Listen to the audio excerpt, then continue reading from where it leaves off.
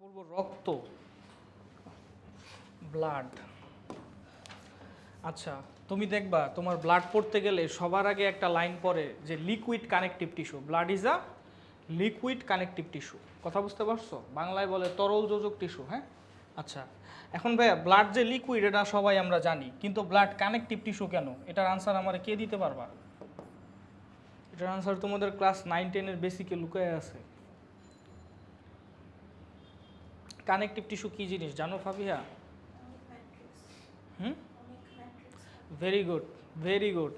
Connective tissue কিন্তু ওইটা না যে ধরো একটা আরেকটারে কানেক্ট করছে এইরকম, বুঝতে পারছো? কানেকটিভ টিস্যু ওইটা না একটা আরেকটারে কানেক্ট করছে। কানেকটিভ টিস্যু কি জিনিস আমি বলি। টিস্যু কয় প্রকার জানো? টিস্যু কয় প্রকার জানো ভাইয়া? 4 প্রকার। এখন বলো কি কি, ছোটোবেলায় পড়ছিল এগুলা। 1 নাম্বার হলো আবরণী টিস্যু বা এপিথেলিয়াল টিস্যু। তুমি মাসফি না? হ্যাঁ হ্যাঁ, আসো বসো। হ্যাঁ, দাও দাও, অ্যাডমিট দাও। সামিরা এটা না? এপিথেলিয়াল টিস্যু হইলো 1 নাম্বার, তাই না ভাই? আবরণী টিস্যু বা এপিথেলিয়াল টিস্যু। 2 নাম্বার হইলো connective tissue. Connective tissue. 3 number কি কেউ বলতে পারবা? গুড, নার্ভাস টিস্যু আর মাসকুলার টিস্যু। নার্ভাস টিস্যু আর হলো মাসকুলার টিস্যু। হ্যাঁ, এখন কিভাবে ডিফারেন্সিয়েট করে আমি তোমারে বলি। টিস্যুরে মানে আমাদের বডিতে যত টিস্যু আছে এই ক্যাটাগরির আন্ডারেই পড়ে। কথা বুঝতে পারছো? এখন তুমি বলো ভাই নার্ভাস টিস্যুর কথা বললেন, বোন টিস্যু তাইলে কি? বোন টিস্যু কানেকটিভ টিস্যুর আন্ডারে পড়ে। কথা বুঝতে পারছো? বোনস কানেকটিভ টিস্যুর আন্ডারে পড়ে। তারপরে নার্ভাস টিস্যুটা বুঝতে পারছো? মানে আমাদের বডিতে যত টিস্যু আছে তুমি সবগুলোতে, যেমন স্কিন, স্কিন কোন টিস্যুর আন্ডারে পড়ে? এপিথেলিয়াল টিস্যুর আন্ডারে পড়ে। কথা বুঝতে পারছো? এখন এগুলার আমি কাহিনী বলতেছি। সো প্রথমত তুমি আলাদা কেমনে করবা? প্রথমত দেখবা যে এক্সাইটেবল টিস্যু কে কে আছে। এপিথেলিয়াল টিস্যুরে কি এক্সাইট করা যায়? স্কিনরে কিন্তু এক্সাইট করা যায় না, বুঝতে পারছো? কানেকটিভ টিস্যুরে এক্সাইট করা যায় না। এক্সাইট মানে বুঝছো তো? তুমি একটা স্টিমুলেশন দিলে ও রিসিভ করে একটা রেসপন্স দেয়। কথা বুঝতে পারছো? এটা বলে এক্সাইটেশন। এই দুইটারে হইলো এক্সাইট করা যায়, তাহলে এটা হলো এক্সাইটেবল, তাই না? আচ্ছা, তাহলে এই দুইটার মধ্যে পার্থক্য কেমনে করবা? দেখো, নার্ভাস টিস্যু এক্সাইটেবল, কিন্তু নার্ভাস টিস্যুর কি ভাই কন্ট্রাক্টিলিটি আছে? মানে নার্ভাস টিস্যু কি কন্ট্রাকশন রিল্যাক্সেশন করে? না। কিন্তু মাসকুলার টিস্যু কি করে? কন্ট্রাকশন রিল্যাক্সেশন করে। তার মানে এক্সাইটেবলের মধ্যে যদি কোনো টিস্যু এক্সাইটেবল প্লাস ওইটার কন্ট্রাক্টিলিটি থাকে তাহলে ওইটা কি হবে? Muscular tissue. মাসকুলার টিস্যু কি থাকে? কন্ট্রাক্টিলিটিও থাকে। কথা বুঝতে পারছো? ওকে। আর নার্ভাস টিস্যু কি এক্সাইটেবল কিন্তু কন্ট্রাক্টেবল না। আমার কি কথা বুঝতে পারছো? Nervous tissue. এবার আসো মেইনটায়, এপিথেলিয়াল টিস্যু আর কানেকটিভ টিস্যু আলাদা কেমনে করব, ঠিক আছে? এপিথেলিয়াল টিস্যু মানে কি, কানেকটিভ টিস্যু মানে কি ভাই? কানেকটিভ টিস্যু মানে বারবার আমি বলতেছি, কানেকটিভ টিস্যু মানে কিন্তু ওইটা না যে একটা আরেকটারে কানেক্ট করে, এটা কানেকটিভ টিস্যুর ডেফিনেশন না, বুঝছো? আমি তোমারে বলি একটা টিস্যু কেমনে ফর্ম হয়, আমি তোমারে বলি। এই ধরো একটা টিস্যু, হ্যাঁ, আমি একটা টিস্যুর ক্রস সেকশন নিয়ে আসছি, আমি এন থেকে কাইটে একটা টিস্যুর ক্রস সেকশন নিয়ে আসছি। এখন ভাইয়া এটা একটু মুছি, হ্যাঁ। আচ্ছা, এখন ভাইয়া মাসকুলার টিস্যু হলো কন্ট্রাক্টিলি থাকে। এখন ভাইয়া দেখো এই টিস্যুর মধ্যে নিশ্চয়ই কি আছে? সেলস আছে, তাই না ভাইয়া? ধরো এখানে সেলস আছে, কোষ আছে, কোষ, সেলস। আচ্ছা, টিস্যুর মধ্যে কি ভাইয়া শুধু সেলসই থাকে, নাকি ভাইয়া এইখানে কিছু তরল পদার্থও থাকে? বলো তো, এই তরল পদার্থগুলোরে কি বলে বলো তো? এই যে তরল পদার্থগুলো আছে বা ফ্লুইড আছে, এই ফ্লুইডগুলো কি সেলের ভিতরের নাকি বাইরের? বাইরের। তাহলে কি তুমি এগুলার ইন্ট্রাসেলুলার ফ্লুইড বলবা না এক্সট্রা সেলুলার ফ্লুইড বলবা? তার মানে এক্সট্রা সেলুলার ফ্লুইড থাকে। আচ্ছা, শুধুই কি এক্সট্রা সেলুলার ফ্লুইড থাকে? টিস্যু, যে কোনো টিস্যুর কনসিস্টেন্সি কেমন আমারে বলো তো? এটা কি পুরা লিকুইডের মতো, নাকি পুরা সলিডের মতো, নাকি লিকুইড আর সলিডের মাঝখানে একটু সেমি সলিডের মতো? একটু সেমি সলিডের মতো। তার মানে এক্সট্রা সেলুলার ম্যাটেরিয়াল হিসেবে যে শুধু ফ্লুইড থাকে, এই কথাটা কি সত্যি? শুধু যদি ফ্লুইড থাকতো তাহলে টিস্যুটা তো পুরো লিকুইডের মতো হয়ে যেত, তাই না? আচ্ছা, তো মানে যে কোনো টিস্যুর মানে লিকুইড টিস্যু আছে, বাট আমি নর্মাল এজ এ হোল এইখান থেকে কাইটা নিয়ে দেখাইতেছি, ঠিক আছে? সো ওইটা বুঝো। তাহলে ভাইয়া এক্সট্রা সেলুলার ফ্লুইডের মধ্যে শুধু এক্সট্রা সেলুলার ফ্লুইড ছাড়াও আর কি থাকতে পারে? এই ফ্লুইডের মধ্যে প্রোটিনস থাকতে পারে, তাই না ভাইয়া? কি থাকতে পারে ভাইয়া? মানে প্রোটিন দ্রবীভূত থাকতে পারে। যদি প্রোটিন ভাইয়া ডিজলভ থাকে তাহলে বলো তো ওই ফ্লুইডের কনসিস্টেন্সি কি আস্তে আস্তে আস্তে একটু বাড়বে, মানে একটু হার্ড হবে, একটু জেলির মতো হবে, তাই না ভাইয়া? আর তার উপরে যদি আমি একটু ফাইবার দিয়ে দেই, ফাইবার মানে বুঝতে পারছো তো? সুতার মতো। আমাদের বডিতে কিন্তু অনেক ফাইবার আছে, তোমরা পড়ছো না কোলাজেন ফাইবার, তারপরে ইলাস্টিন ফাইবার পড়ছিলা, হোয়াইট ফাইবার, ইয়েলো ফাইবার, ছোটোবেলায় এগুলো পড়া, লিগামেন্টের মধ্যে ইয়েলো ফাইবার থাকে, তারপরে টেন্ডনের মধ্যে কোলাজেন ফাইবার থাকে, তাই না? এগুলো হলো সুতা। তো এই সুতার মতো এইগুলো যদি দিয়ে দেয় তাহলে ভাই হার্ডনেস কি আরেকটু বাড়ে। আমার কি কথা বুঝতে পারছো? হার্ডনেস কি আরেকটু বাড়ে এবং সেমি সলিড হয়। আমার কি কথা বুঝতে পারছো? যে তাইলে বলো তো একটা টিস্যুর কম্পোনেন্ট কয়টা আছে বলো তো? একটা টিস্যুর দুইটা কম্পোনেন্ট আছে, ঠিকমতো দেখো, একটা টিস্যুর কিন্তু দুইটা কম্পোনেন্ট আছে। একটা হইলো ভাইয়া একটা tissue formed of cells, cellular component, মানে এই পুরো টিস্যুটার মধ্যে কি আছে ভাইয়া? সেলস আছে। আর কি আছে ভাইয়া বলো তো? Extra cellular material. Extra cellular fluid না, কিন্তু ফ্লুইড ছাড়াও আর কি থাকে? প্রোটিন থাকে এবং ফাইবার থাকে, এগুলো মিলে একটু জেলির মতো একটা কনসিস্টেন্সি তৈরি করে। তাহলে কি থাকে সিম্পল ভাইয়া? Extra cellular material. তোমরা কি জানো এই এক্সট্রা সেলুলার ম্যাটেরিয়ালের আরেকটা সিনোনিম কি? ম্যাট্রিক্স। আমরা পড়ি না matrix? Matrix is nothing but extra cellular ম্যাটেরিয়ালের ম্যাট্রিক্স বলে, বুঝছো? তুমি বলবা ভাই না তো, আমি তো পড়ছি ভাই মাইটোকন্ড্রিয়ার ভিতরে যে থাকে ওইটারে ম্যাট্রিক্স বলে। ভাই মাইটোকন্ড্রিয়ার ভিতরে ওই যে তরলটা থাকে ওইটাও কি এরকম জেলির মতো না? তো ওইটা যেহেতু ম্যাট্রিক্স মানে এক্সট্রা সেলুলার ম্যাটেরিয়ালের সাথে মিল খায় তাই ওইটার নাম ম্যাট্রিক্স দিয়ে দিছে। আমার কি কথা বুঝতে পারছো ভাইয়া? বলো, বুঝতে পারছো এতটুকু? তাহলে একটা টিস্যুর দুইটা কম্পোনেন্ট থাকে, একটা হলো সেলুলার কম্পোনেন্ট আর একটা কি এক্সট্রা সেলুলার ম্যাটেরিয়াল। এই দুইটা মিলাই টিস্যু গঠিত হয়। এখন ভাইয়া আমি তোমারে বলি এপিথেলিয়াল টিস্যু তুমি কখন বলবা আর কানেকটিভ টিস্যু তুমি কখন বলবা? ধরো তুমি একটা টিস্যুর ক্রস সেকশন নিছো বা একটা টিস্যুরে মাইক্রোস্কোপের নিচে দেখতেছো, তুমি টিস্যুর অবস্থা দেখতেছো এইরকম, এরকম অবস্থা দেখতেছো। এখন আমারে বলো এই টিস্যুর অবস্থা যদি এইরকম থাকে তোমার কি মনে হয় এই টিস্যুর মধ্যে সেলুলার পোর্শন বেশি নাকি এক্সট্রা সেলুলার ম্যাটেরিয়াল বেশি? গোল গোলগুলা হইলো সেল ভাইয়া। তাহলে এখানে কি সেল বেশি নাকি এক্সট্রা সেলুলার ম্যাটেরিয়াল বেশি? মানে কোনটার পার্সেন্টেজ বেশি ভাইয়া? সেল বেশি। তাহলে এপিথেলিয়াল টিস্যু হইলো ওই টিস্যু যেটার মধ্যে সেলের পরিমাণ এক্সট্রা সেলুলার ম্যাটেরিয়ালের থেকে কি থাকে? বেশি থাকে, মানে পার্সেন্টেজটা বেশি থাকে কোনো একটা পার্টিকুলার ক্রস সেকশনে। আমার কি কথা বুঝতে পারছো ভাইয়া? বুঝতে পারছো? সিম্পল, যে সেলের পরিমাণ যদি এক্সট্রা সেলুলার ম্যাটেরিয়াল থেকে বেশি থাকে ওটা বলে কি? Epithelial tissue. আর ধরো কানেকটিভ টিস্যুর ক্রস সেকশন দেখবা এরকম, এই যে একটা সেল, এই দুইটা সেল, তিনটা আর নাই, মাইক্রোস্কোপের নিচে দেখবা, হ্যাঁ তিনটা আর নাই, বাকিগুলা কি? বাকিগুলা হইলো এই যে তোমার এক্সট্রা সেলুলার ম্যাটেরিয়াল, ফাইবার, ঠিক আছে, ফাইবার এগুলো। তাহলে ভাই এখানে কানেকটিভ টিস্যুর মধ্যে কি দেখতেছো? সেলের পরিমাণ বেশি নাকি এক্সট্রা সেলুলার ম্যাটেরিয়াল বেশি? এক্সট্রা সেলুলার ম্যাটেরিয়াল যদি সেলের থেকে বেশি থাকে ওটারে বলে connective tissue. Extra cellular material যদি সেলের থেকে কম থাকে, সেল বেশি থাকে, ওটারে বলে এপিথেলিয়াল টিস্যু। যদি কোনো টিস্যু এক্সাইটেবল হয় ওইটা হলো নার্ভাস অথবা মাসল। যদি কেউ এক্সাইটেবল প্লাস কন্ট্রাক্টাইল হয় তাহলে ওইটা হয় মাস্কুলার, আর যদি কেউ শুধু এক্সাইটেবল হয় ওটা হয় নার্ভাস। বুঝতে পারছো? ওকে। আর নন এক্সাইটেবল টিস্যুর মধ্যে এই দুইটা কিভাবে আলাদা করবো এটা বলে নিছি। এখন ভাইয়া আমরা পড়ছি রক্ত হইল তরল যোজক টিস্যু বা লিকুইড কানেকটিভ টিস্যু, মুসলাম আমি, হ্যাঁ বুঝবো? এগুলো আছে, পরে আছে, স্লাইডে আছে ভাইয়া। রক্ত হইল তরল যোজক টিস্যু বা লিকুইড কানেকটিভ টিস্যু। লিকুইড কেন আমরা জানি, কারণ এটা তো মানে লিকুইড, ঠিক আছে। এখন কানেকটিভ টিস্যু কেন এটা আমাদের প্রমাণ করতে হবে, ঠিক আছে। কেমনে প্রমাণ করবা? রক্তের এই যে ব্লাড, ছোটবেলায় পড়ছো ব্লাডের দুই ভাগে ভাগ করা যায়, মানে ব্লাডের কম্পোজিশন পড়ছো না? ব্লাডের কম্পোজিশনে ব্লাডের প্রথমে দুই ভাগে ভাগ করা যায়, কি ভাইয়া বলো তো? প্লাজমা। তাহলে কি পড়ছো? প্লাজমা আর হইল ব্লাড কর্পাসল। আমি ব্লাড সি লিখলাম, কর্পাসল। কথা বুঝতে পারছো? সেলস লিখলি, ঠিক আছে। আচ্ছা এখন তুমি বলো তো, আমারে বলো এটা কি টিস্যুর মতো কম্পোজিশন আলাদা করলা না? টিস্যুর কম্পোজিশনে কি ছিল? সেলস ছিল আর কি ছিল? তাহলে এই প্লাজমাটাই কি এক্সট্রা সেলুলার ম্যাটেরিয়াল না বা ম্যাট্রিক্স না? আমার কি কথা বুঝতে পারছো?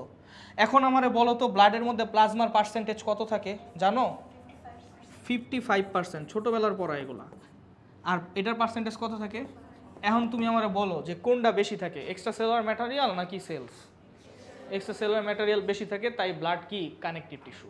যদি এক্সট্রা সেলুলার ম্যাটেরিয়াল কম থাকতো তাহলে ব্লাডে আমরা এপিথেলিয়াল টিস্যু বলতাম। কথা কি বুঝতে পারছো? ফাইন, ওকে। তাহলে এটা গেল, ওকে। ওয়াই কেউ যদি জিজ্ঞেস করে কেন ব্লাড কানেকটিভ টিস্যু, এটা হলো এটার অ্যান্সার। কথা বুঝতে পারছো? আচ্ছা ওকে। টিস্যু কয় প্রকার, এই যেগুলাই আমি দিয়ে দিছি ভাই, এখানে লেখা আছে, নো প্রবলেম, ঠিক আছে। আচ্ছা শোনো, উইলিয়াম হার্ভে নামে একটা সায়েন্টিস্ট আছে, ও হইলো সর্বপ্রথম ব্লাড সার্কুলেশন ডিসকভার করছে। কথা বুঝতে পারছো? যে ব্লাড ভেসেলের মধ্যে দিয়ে সার্কুলেট হয়, কথা বুঝতে পারছো? এটা ডিসকভার করছে উইলিয়াম হার্ভে, ঠিক আছে। এই কারণে ওরে ফিজিওলজির ফাদার বলা হয়, ঠিক আছে, father of physiology. Father of ফিজিওলজিকে উইলিয়াম হার্ভে। কথা বুঝতে পারছো? ও কেন ফাদার অফ ফিজিওলজি হয়েছে? কারণ ও ব্লাড সার্কুলেশন ডিসকভার করছে। মনে রাখো, ফাদার অফ ফিজিওলজি একজন, ফাদার অফ হিউম্যান ফিজিওলজি আরেকজন, ফাদার অফ প্ল্যান্ট ফিজিওলজি আরেকজন। ওইগুলো আমরা পরে পড়বো, ঠিক আছে? কিন্তু ফাদার অফ ফিজিওলজি যে ফাদার অফ হিউম্যান আর প্ল্যান্ট ফিজিওলজি এরকম না। একজন প্ল্যান্টের মধ্যে ডিসকভার করছে ওর প্ল্যান্ট ফিজিওলজি, ও হইলো ওভারঅল ফাদার অফ ফিজিওলজি। কথা কি বুঝতে পারছো? ঠিক আছে, ওকে। আচ্ছা, এখন ভাইয়া ব্লাড সম্পর্কে কিছু জিনিস জানতে হবে। বলো তো, হিউম্যান বডিতে কতটুকু ব্লাড থাকে? আইডিয়া আছে? একটু মনে রাখতে হবে এগুলা। হিউম্যান বডিতে কতটুকু ব্লাড থাকে জানো? হিউম্যান বডিতে ব্লাড থাকে 219। আচ্ছা সাফা, হ্যাঁ, হিউম্যান বডিতে ব্লাড থাকে হলো 5 থেকে 6 লিটার ব্লাড থাকে। বুঝতে পারছো ভাইয়া? প্রবলি এটা মেলদের ক্ষেত্রে বলছে, ফিমেলদের ক্ষেত্রে 4 থেকে 6 লিটার, তাই না? ফিমেলদের তো আমরা ফিমেলের ব্লাড একটু কম থাকে, বুঝছো? যাই হোক, এনিওয়েজ, ফিমেলদের ক্ষেত্রে 4 থেকে 6 লিটার আর মেলদের ক্ষেত্রে 5 থেকে 6 লিটার ব্লাড থাকে। এটা তুমি জাস্ট, এগুলা কিছু ইনফরমেশন এমসিকিউতে আসে। শোনো, সবগুলা চ্যাপ্টারে নিউমেরিক্যালগুলো ইম্পর্টেন্ট না, কিন্তু ব্লাডের নিউমেরিক্যালগুলো ইম্পর্টেন্ট। বুঝতে পারছো? কারণ কি, ব্লাডের নিউমেরিক্যাল থেকে তো এইচএসসিতে কোশ্চেন হয়ও, মেডিকেল অ্যাডমিশন টেস্টেও কোশ্চেন আসে। কারণ কি, সিবিসি রিপোর্ট আছে না, মানে মেডিকেল অ্যাডমিশন টেস্টের কোশ্চেন তো মেইনলি ডাক্তাররা করে, তো সিবিসি রিপোর্ট আছে না, সিবিসি রিপোর্টের মধ্যে দেখো ব্লাড কাউন্ট থাকে না। সিবিসি রিপোর্ট তো তোমরা জীবনে করছোই, তাই না? ব্লাড কাউন্ট থাকে না, তো ওই ব্লাড কাউন্ট দেখে কিন্তু বলতে হয় যে কোনটা বেশি কোনটা কম, এটা দেখে কিন্তু হেমাটোলজি রিপোর্ট থেকে বোঝা যায়। বুঝতে পারছো? তো ওদের না ওই জিনিসগুলো মুখস্থ থাকে, যে ইওসিনোফিল, বেজোফিল বা হোয়াইট ব্লাড সেল কতটুকু বেশি কম, এগুলো মুখস্থ থাকে। কথা বুঝতে পারছো? তো এই জিনিসগুলো তোমার একটু করতে হবে, মানে ব্লাডের নিউমেরিক্যাল বাদে অন্য কোনো চ্যাপ্টারের নিউমেরিক্যাল ইম্পর্টেন্ট না। কথা বুঝতে পারছো? আচ্ছা, এখন ভাইয়া 5 থেকে 6 লিটার ব্লাড থাকে। মানব দেহের ওজনের, মানে হিউম্যান বডির ওয়েটের এটা 8% কম্পোজ করে, ঠিক আছে? জাস্ট এটা মনে রাখবা, 8% কম্পোজ করে। ব্লাডের পিএইচ হলো ভাইয়া কত? 7.4। এটা রেঞ্জে মনে রাখবা, 7.35 থেকে 7.45। এটার অ্যাভারেজ করলে দাঁড়ায় 7.40। কথা বুঝতে পারছো? ওকে, এখন বলো তো মৌপিয়া, এই যে 7.4 পিএইচ, এটা কি নিউট্রাল পিএইচ, অ্যাসিডিক পিএইচ নাকি বেসিক পিএইচ? Basic pH. বেসিকটা আমরা অ্যালকালাইনও বলতে পারি, তাই না? আচ্ছা, এটা কি অ্যালকালাইন, কি বেশি অ্যালকালাইন নাকি স্লাইটলি অ্যালকালাইন? স্লাইটলি অ্যালকালাইন, কারণ 7 থেকে বেশি বাড়ে নাই, জাস্ট 7.4 একটু বাড়ছে। 7 হইলো কি, 7 হইলো নিউট্রাল, তাই না? তাহলে দেখবা স্লাইটলি অ্যালকালাইন, ঠিক আছে? ব্লাড হইলো স্লাইটলি অ্যালকালাইন, ঠিক আছে? আচ্ছা, ব্লাডের টেম্পারেচার কত কেউ বলতে পারবা? ব্লাডের টেম্পারেচার কত? এটা খুবই সিম্পল কোয়েশ্চেন। কারণ কি জানো, ব্লাডের টেম্পারেচারই আমার বডির টেম্পারেচার। কারণ রক্ত আমার বডির সব জায়গায় আছে, ওইটাই হলো টেম্পারেচার রেগুলেট করে। তো ব্লাডের যে টেম্পারেচার, বডির টেম্পারেচার কি সেম। অনেকে বলতে পারে ভাই স্কিন তো ঠান্ডা থাকে, আমরা কি টেম্পারেচার স্কিনেরটা মাপি নাকি জিহ্বার নিচে দেই? জিহ্বার নিচে দেই টেম্পারেচার পাওয়ার জন্য। কথা কি বুঝতে পারছো? তাহলে তার মানে কি, জিহ্বার নিচে মানে কি তুমি ভিতরে দিতেছো, মানে কোর টেম্পারেচারটা হিসাব করতেছো, স্কিনের তো না, তাই না? তাহলে ব্লাডের টেম্পারেচারই বডির টেম্পারেচার। নর্মালি হিউম্যান বডির টেম্পারেচার কত? 98.6 ডিগ্রি ফারেনহাইট, তাই না? 98.6 ডিগ্রি ফারেনহাইট। আর সেলসিয়াসে হিসাব করলে দেখবা এগুলা মানে 36 থেকে 38-এর মধ্যে থাকে। কথা বুঝতে পারছো? 37 ডিগ্রি সেলসিয়াস হইলো থাকে। তোমরা কি সেলসিয়াস টু ফারেনহাইট কনভার্সন পারো না? কি জানি, সি ভুলে গেছি আমি, C/5 F-32/9 না? হ্যাঁ, আবার কেলভিনও আছে, তাই না? আচ্ছা, যাই হোক, পড়ছিলাম অনেক। থার্মোডাইনামিক চ্যাপ্টারটা অনেক ইম্পর্টেন্ট, বুঝছো? থার্মোডাইনামিক চ্যাপ্টারটা অনেক পড়ার জিনিস আছে। তোমরা কোন বই পড়ো থার্মোডাইনামিকে? থার্মোডাইনামিক চ্যাপ্টার কোন চ্যাপ্টারের সাথে পড়া উচিত আমি তোমারে বলি। তোমরা কি কেমিক্যাল চেঞ্জ একটা চ্যাপ্টার আছে জানো? কেমিক্যাল চেঞ্জের সাথে থার্মোডাইনামিক পড়া উচিত। কথা বুঝতে পারছো? কেমিক্যাল চেঞ্জের সাথেই ওই থার্মোডাইনামিকের রিলেশন হয়। তুমি দেখবা এই কেমিক্যাল চেঞ্জের শেষের দিকে দেখবা আবার হইলো থার্মোকেমিস্ট্রি দেওয়া আছে। বুঝতে পারছো? ওই যে তোমার CH বন্ডের শক্তি কত, এগুলো আছে না, এগুলো দেওয়া আছে দেখবা। বুঝতে পারছো? থার্মোডাইনামিক চ্যাপ্টারটা অনেক বুঝা পড়তে হয়। কথা বুঝতে পারছো? আচ্ছা আচ্ছা, স্পেসিফিক ডেনসিটি। আচ্ছা, স্পেসিফিক ডেনসিটি মানে কি জানো ভাইয়া তোমরা? হ্যাঁ, ভেরি গুড। স্পেসিফিক ডেনসিটি মানে হলো কোনো একটা সাবস্টেন্সের ডেনসিটি কীরকম ওইটা আমরা হিসাব করতে চাই। এখন কোনো কিছু হিসাব করতে হলে আমাদের বেজ একটা প্যারামিটার ধরা লাগে, মানে একটারে তো এক ধরা লাগে, তাই না? দেখো, আমরা যখন কেজিতে হিসাব করি তখন একটা ভরে আমরা 1 কেজি ধইরা নেই, তাই না? কথা বুঝতে পারছো? সো এখন স্পেসিফিক ডেনসিটি মানে কি, ধরো আমি বেঞ্চের ডেনসিটি মাপবো, কার রেসপেক্টে মাপবো? ওয়াটারের রেসপেক্টে, যে ওয়াটারের থেকে বেঞ্চ কত বেশি ঘন, কথা বুঝতে পারছো? বা এটারই বলে স্পেসিফিক ডেনসিটি, বুঝতে পারছো? সিম্পল। তাহলে ভাইয়া স্পেসিফিক ডেনসিটি মানে ওয়াটারের স্পেসিফিক ডেনসিটি 1 ধরা হয়, ওই 1 ধইরা কোনো কিছুর ঘনত্ব বা ডেনসিটি যদি ওয়াটারের থেকে বেশি হয় তাহলে এটা 1-এর বেশি হয়, আর কোনো কিছুর ডেনসিটি যদি ওয়াটারের থেকে কি হয়, কম হয়, তাহলে এটা 1-এর কম হয়। আমার কি কথা বুঝতে পারছো ভাইয়া? এখন আমারে বলো রক্তের যে ডেনসিটি এটা কি 1-এর বেশি হওয়া উচিত না কম হওয়া উচিত? বেশি। তাহলে রক্তের ডেনসিটি বেশি, কারণ কি রক্ত বেশি ঘন, রক্ত বেশি পানির থেকে ঘন। এটার ডেনসিটিটা মনে রাখতে হবে কত, 1.065। আমার কি কথা বুঝতে পারছো? তোমরা কি কেউ ভিসকোসিটি চিনো? ভিসকোসিটি নিয়ে আইডিয়া আছে কারো? ভিসকোসিটি নিয়ে আইডিয়া আছে কারো? ভিসকোসিটি কি জিনিস? আচ্ছা, ভিসকোসিটি মানে এমনি শুনছো, নাম শুনছো তোমরা তো ইংলিশ ভার্সনের, ভিসকোসিটি ওয়ার্ডটা সম্পর্কে তো জানা কথা। ভিসকোসিটি মানে হইলো ভাইয়া, ভিসকোসিটি মানে খুবই ইজি একটা জিনিস। ভিসকোসিটি মানে হইলো একটা ফ্লুইডের ফ্রিকশন রে ভিসকোসিটি বলে। কি ভাইয়া? Fluid friction. আমি তোমারে বলি, জিনিসটা বলি, ওই যে নিউটনিয়ান মেকানিক্সের ম্যাথ করছো না, যে কোনো একটা গাড়ি যদি রাস্তার উপর দিয়ে চলে তাহলে একটা ঘর্ষণ বল কাজ করে, একটা ফ্রিকশন ফোর্স কাজ করে না, বুঝতে পারছো? এখন ওইখানে যদি গাড়ি না চইলা তরল চলে, কথা কি বুঝতে পারছো? মানে তরল মানে বুঝতে পারছো, ধরো পানি, ধরো একটা স্লোপ আছে এইরকম, এই স্লোপ দিয়া পানি গড়ায় গড়ায় পড়তেছে, কথা কি বুঝতে পারছো? এখন পানি যে গড়ায় গড়ায় পড়তেছে ভাইয়া, এই পানি এই মানে এই যে স্লোপটা আছে মানে রাস্তাটা আছে, এই রাস্তা কি পানির উপরে একটা কি করবে, ফ্রিকশন ফোর্স দিবে না? তাহলে ফ্লুইডের ফ্রিকশনরে কি বলে ভাইয়া বলো তো? ভিসকোসিটি বলে। সলিডের ফ্রিকশনরে জাস্ট ফ্রিকশন বলে, কিন্তু ফ্লুইড যখন কোনো তল দিয়ে চলাচল করে, কোনো প্লেন দিয়ে হইলো মুভ করে, তখন ওই প্লেনটা ফ্লুইডরে পিছনের দিকে যে একটা ফোর্স দেয় ওইটারে কি বলে? ভিসকোসিটি। আমার কি কথা বুঝতে পারছো? এখন সিম্পল আমারে বলো তো, তুমি ধরো এই স্লোপ দিয়ে পানি ফেলাইছো, আর তুমি এই স্লোপ দিয়ে আবার হানি ফেলাইছো। হানি মানে হইলো তোমার মধু, কথা বুঝতে পারছো? তাহলে হানি ফেলাইছো, বলো তো কোনটা তাড়াতাড়ি পড়বে? পানি তাড়াতাড়ি পড়বে, হানি কি স্লোলি পড়বে। আচ্ছা, এটার তার মানে কার ভিসকোসিটি বেশি? চিন্তা করে অ্যান্সার দিও। আমি আমি বলছি ভিসকোসিটি মানে ফ্লুইডের ফ্রিকশন। এখন পানি তাড়াতাড়ি পড়তেছে আর হানি স্লোলি পড়তেছে, তাহলে কে বেশি ভিসকাস বা কার ভিসকোসিটি বেশি? অ্যান্সার হলো হানির ভিসকোসিটি বেশি। ভিসকোসিটি মানে কি ভাইয়া? Friction force. ফ্রিকশন ফোর্সের ডিরেকশন কোন দিকে? উপরের দিকে। তাহলে হানির ক্ষেত্রে ফ্রিকশন ফোর্স বেশি দেখেই তো এটা আস্তে আস্তে পড়তেছে। আমার কি কথা বুঝতে পারছো? তাহলে আজকে থেকে একটা জিনিস জানে নাও, যার ডেনসিটি, যেই তরলের ডেনসিটি বেশি থাকবে ওর ভিসকোসিটি কি থাকবে? বেশি থাকবে। আমার কি কথা বুঝতে পারছো? আর পানি যেহেতু তাড়াতাড়ি পড়তেছে মানে এই উপরের ফ্রিকশন ফোর্সটা কি হানির থেকে কি কম। এবার আমারে বলো কে বেশি ভিসকাস, ওয়াটার নাকি রক্ত? রক্ত বেশি ভিসকাস হবে। রক্ত পানির থেকে 5 টাইমস বেশি ভিসকাস। ভাই এটা একটু মনে রাখো, 5 টাইমস বেশি ভিসকাস রক্ত ওয়াটারের থেকে, ঠিক আছে? এই যে আছে এখানে 5 টাইমস বেশি ভিসকাস, ঠিক আছে? সান্দ্রতা বলে বাংলায়, আর এটা হলো ভিসকোসিটি, ঠিক আছে? আচ্ছা গেল, এখন আর কি পড়াবো? আচ্ছা, রিজন ফর ভিসকোসিটি, রক্ত কেন বেশি ভিসকাস, কথা বুঝতে পারছো?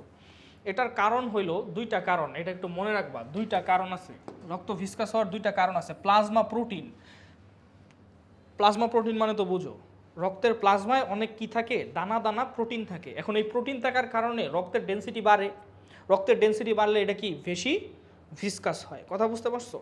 আর হইলো আরবিসি বলছে। এখন আমার কোশ্চেন হইলো ভাইয়া যে আরবিসি বাদেও তো মানে রেড ব্লাড সেল বাদেও তো আরও সেলস আছে, ডব্লিউবিসি আছে, তাই না? তারপরে প্ল্যাটিলেট আছে, তাই না? তাই তো। তাহলে ভাইয়া এই ডব্লিউবিসি প্ল্যাটিলেট এটার ভিসকোসিটি বাড়ানোর রিজন কেন হইল না? কথা কি বুঝতে পারছো? দেখো ভিসকোসিটি বাড়ানোর রিজন কিন্তু দুইটা ভাইয়া। এক নাম্বার কি? Plasma protein. 2 নাম্বার হলো RBC. There is no other reason for this, ঠিক আছে? তাহলে ভাই প্লাজমা প্রোটিন অনেক বেশি থাকে, প্লাজমায় অনেক প্রোটিন থাকে, তাই প্লাজমা প্রোটিন আমরা জানি ভিসকোসিটির কজ। আরবিসি বাদে অন্য অন্য সেলস কেন ভিসকোসিটির কজ না আমি বলি। আরবিসি তোমার বডিতে কত আছে জানো? 50 লাখের মতো আছে, ঠিক আছে? 50 লাখের মতো আছে। তোমার বডিতে ডব্লিউবিসি কত আছে বলো তো? 5 থেকে 11,000, মানে সামথিং 4 থেকে 11,000-এর মতো, হ্যাঁ? 4 থেকে 11,000 থাউজেন্ডস। তোমার বডিতে প্লাটিলেট মেবি কত আছে বলো তো? 3 লাখের মতো, ঠিক আছে? 3 লাখ, 1 লাখ থেকে 3 লাখের মতো আছে। তাহলে দেখো একটার সাইজ কত বড়, 50 লাখ, ঠিক আছে, একটা থাকে কি 5,000, আরেকটা কি 3 মানে 1 লাখের মতো। তাহলে ভাই এটার পরিমাণ কি অনেক বেশি, এইটার থেকে এইগুলা অনেক বেশি কি ইনসিগনিফিক্যান্ট নাম্বারে। আরবিসির পরিমাণ অনেক বেশি, আরবিসি যেহেতু অনেক বেশি পরিমাণে থাকে তাহলে কে বেশি রক্তরে ঘন করে, আরবিসি, কারণ ও পার কিউবিক মিলিমিটারে, এটা হলো পার কিউবিক মিলিমিটারে হিসাব, কথা বুঝতে পারছো? তো পার কিউবিক মিলিমিটারে আরবিসির পরিমাণ থাকে সবচেয়ে বেশি, দ্যাটস ওয়াই রক্তরে সবচেয়ে বেশি ঘন করে কে, আরবিসি। তাহলে ভিসকোসিটির জন্য কে দায়ী অ্যাকচুয়ালি, আরবিসি, মানে যতটুকু ভিসকাসি আছে এটা আরবিসি হলো দায়ী, ঠিক আছে। তাহলে দুইটা রিজন কিন্তু মনে রাখবা, ওকে। এখন আসো রক্তরে ভাগ করলা প্লাজমা আর হলো ব্লাড কর্পাসল, এটা তুমি জানো, হ্যাঁ, প্লাজমা আর ব্লাড কর্পাসল এটা আমরা জানি। রক্তের যে তরল অংশ এটারে প্লাজমা বলে, আর যে সেলসগুলো আছে ওগুলোরে ব্লাড কর্পাসল বলে। তোমরা পার্সেন্টেজ জানো, 55% প্লাজমা আর 45% ব্লাড কর্পাসল। এখন আমার কোয়েশ্চেন হলো তুমি এই পার্সেন্টেজটা কেমনে জানলা, মানে এটা কিভাবে জানলা? Good, very good. তুমি এটা জানলা কেমনে জানো? তুমি একটা রক্ত নিছো, টেস্ট টিউবে নিছো, বুঝছো, একটা রক্ত টেস্ট টিউবে নিছো, নেওয়ার পর তুমি একটা সেন্ট্রিফিউজ মেশিনে দিছো। সেন্ট্রিফিউজ মেশিন কোনটা জানো? এই যে এটা, একটা সেন্ট্রিফিউজ মেশিনে দিছো। কি ও এগুলো কেমনে পারে? আমারও কোশ্চেন। বাসায় টিচার আছে মনে হয়, বুঝতে পারছো? বাসায় টিচারের কাছে বলে, ভাই কালকে তো রাজিন ভাই রক্ত শুরু করবো, কিছু পড়ায় দেন, ঠিক আছে? ঠিক আছে, আচ্ছা এখন শোনো, এটা হলো সেন্ট্রিফিউজ মেশিন, বুঝছো? মানে তোমাদের তো মানে উত্তরার যে গার্ডিয়ানদের সাইকোলজি, এটা হলো তোমার কি, মানে যত বেশি টিচার থাকবো, মানে টিচার হইলো রেজাল্টের সমানুপাতিক, এটা হলো উত্তরার গার্ডিয়ানরা ভাবে, যত বেশি টিচার দিব অত বেশি ভালো করবে, বুঝতে পারছো? যাই হোক, এখন দেখো সেন্ট্রিফিউজ মেশিনে যে টেস্ট টিউব নিছো, টেস্ট টিউব নিয়ে এখানে লাগাইছো, লাগায় কি করবা জানো? এটা ঘুরাইতে হয়, অনেক হাই স্পিডে ঘুরায়। কত স্পিডে ঘুরায় এটা তোমাদের জানা দরকার নেই, ঠিক আছে? হাই স্পিডে ঘুরাইলে কি হবে ভাইয়া? যেগুলো ভারী জিনিস ওইগুলো নিচের দিকে ফল করবে, আর যেগুলো হালকা জিনিস ওগুলো কি উপরের দিকে থাকবে, কথা বুঝতে পারছো? অর্থাৎ কিছুক্ষণ পরে তুমি এটা এরকম দেখবা, ভারী জিনিস যেগুলো আছে, অর্থাৎ ব্লাড সেলসগুলো কি ভারী আর ওয়াটার কি হালকা, তাহলে ওয়াটার সহ অন্য অন্য জিনিসপত্র উপরে, যেগুলো হালকা উপরে থাকবে আর ভারী জিনিস হলো নিচে থাকবে। তখন তুমি এই পুরাটারে যদি 100% ধরো, আমার কথা বুঝতে পারছো? এই পুরাটাকে যদি তুমি 100% ধরো, হ্যাঁ দাঁড়াও, এই পুরাটাকে যদি তুমি 100% ধরো, তাহলে তুমি দেখবা এর 45% হইলো কর্পাসল আছে আর 55% কি আছে ভাইয়া? এখন ভাই একটা কোয়েশ্চেন এখানে ট্রিকি আসতে পারে, সেটা হলো তোমার জিজ্ঞেস করতে পারে সেন্ট্রিফিউজ করার পর আরবিসির পার্সেন্টেজ কত, এটা তোমার জিজ্ঞেস করতে পারে। সেন্ট্রিফিউজ করার পর আরবিসির পার্সেন্টেজ কত, ঠিক আছে? কর্পাসল, তুমি ভাবা আরবিসি হলো কর্পাসল, তাহলে আরবিসির পার্সেন্টেজ 45%, কিন্তু না ভাইয়া। তুমি দেখো এখানে, দেখো লাল মানে আরবিসি হলো সবগুলো নিচে পড়ছে, কিন্তু এটা কি ফুল 45% আছে? দেখো এইখানে হলো পুরা লাল, তার মানে এটা হলো আরবিসির পার্সেন্টেজ, তাই না? এখানে একটু সাদা আছে, দেখছো? এই যে অল্প একটু সাদা যে দেখতেছো না, এটার মধ্যেই ডব্লিউবিসি আর কি আছে, প্লাটিলেট আছে। আমার কি কথা বুঝতে পারছো ভাই? বলো তো, এই যে অল্প দেখো, এই হলুদ আর লালের মাঝখানে একটু সাদা দেখতেছো, তাই না? এই একটু সাদার মধ্যেই কি আছে, ডব্লিউবিসি আর প্লাটিলেট আছে। এটার বলে বাফি কোট বলে, কথা বুঝতে পারছো? যাই হোক, এটা তোমাদের বইয়ে নাই, কিন্তু এটা বাফি কোট বলে, বাট পার্সেন্টেজ ওয়াইজ এই কোয়েশ্চেনটা আসতে পারে, ঠিক আছে? আচ্ছা, আর হলো প্লাজমা তো 55%, এটা নিয়ে কোনো তাহলে আরবিসি হলো কি 44%, আর বাকিটা কত ভাইয়া?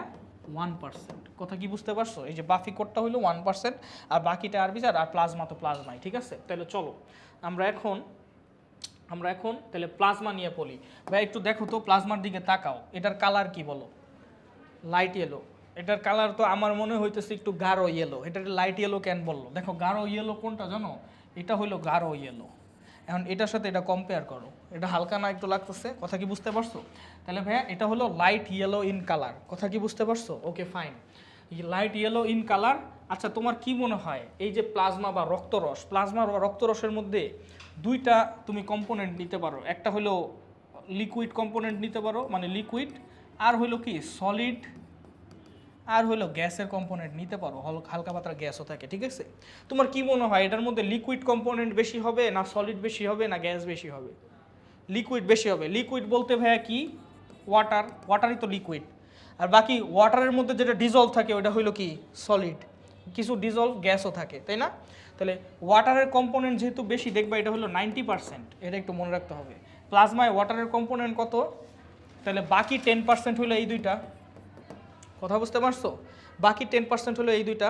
তার মধ্যে ভাইয়া ডিজলভ গ্যাস অনেক কম থাকে। এটা কি ভাইয়া বলো তো? অনেক কম। যেহেতু এটা অনেক কম তাই তুমি কি করবা জানো, এটারে এই 10%-এর মধ্যে ধরবাই না, ধরে নিবে এত কম যে আমি এই গ্যাসরে আর ধরতেছি না, আমি শুধু সলিড আর কারে ধরতেছি বলো তো, লিকুইডে ধরতেছি, কারণ গ্যাসের পার্সেন্টেজ অনেক কি থাকে ভাইয়া বলো তো, কম থাকে। আমি দেখাইতেছি ভাইয়া তুমি কিভাবে ভাগ করবা, কথা কি বুঝতে পারছো? তাহলে সিম্পল কি হইলো, প্লাজমার মধ্যে কি থাকতে পারে ভাইয়া, পানি, সলিড আর হলো গ্যাস। গ্যাস অনেক কম থাকে ওইটা বাদ, পানি কি থাকবে, বেশি থাকবে, কত পার্সেন্ট, তাহলে বাকি 10% নিশ্চয়ই কঠিন পদার্থ, সলিড। ওকে, আচ্ছা গেল। এখন আসো, সলিড কয় ধরনের হইতে পারে আমার একটু বলো তো। ভেরি গুড, অর্গানিক আর কি হইতে পারে, ইনঅর্গানিক। সলিড অর্গানিকও হইতে পারে, সলিড কি হইতে পারে, ইনঅর্গানিক হইতে পারে। আমি তোমার একটা কোয়েশ্চেন করি, কোয়েশ্চেনটা শোনো, তোমার কি মনে হয়, তোমার কি মনে হয়, একটু মানে নিউমেরিক্যালসগুলো একটু লজিক্যালি আগাবা।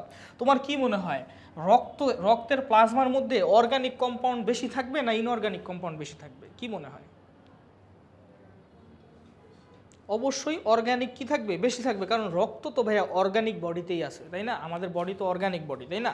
তাহলে রক্তের মধ্যে অর্গানিক কম্পাউন্ড কি থাকবে, বেশি থাকবে, আর এই ইনঅর্গানিক কি থাকবে, কম থাকবে। তাহলে পূর্বা হলো অর্গানিক কম্পাউন্ড থাকে 9%, 9% মানে এই 10%-এর মধ্যে 9%ই অর্গানিক থাকে, তাহলে বাকি কত থাকে ভাইয়া, 1% হলো ইনঅর্গানিক থাকে। তোমার বই এই 1%-রে 0.09% লেখছে, ঠিক আছে?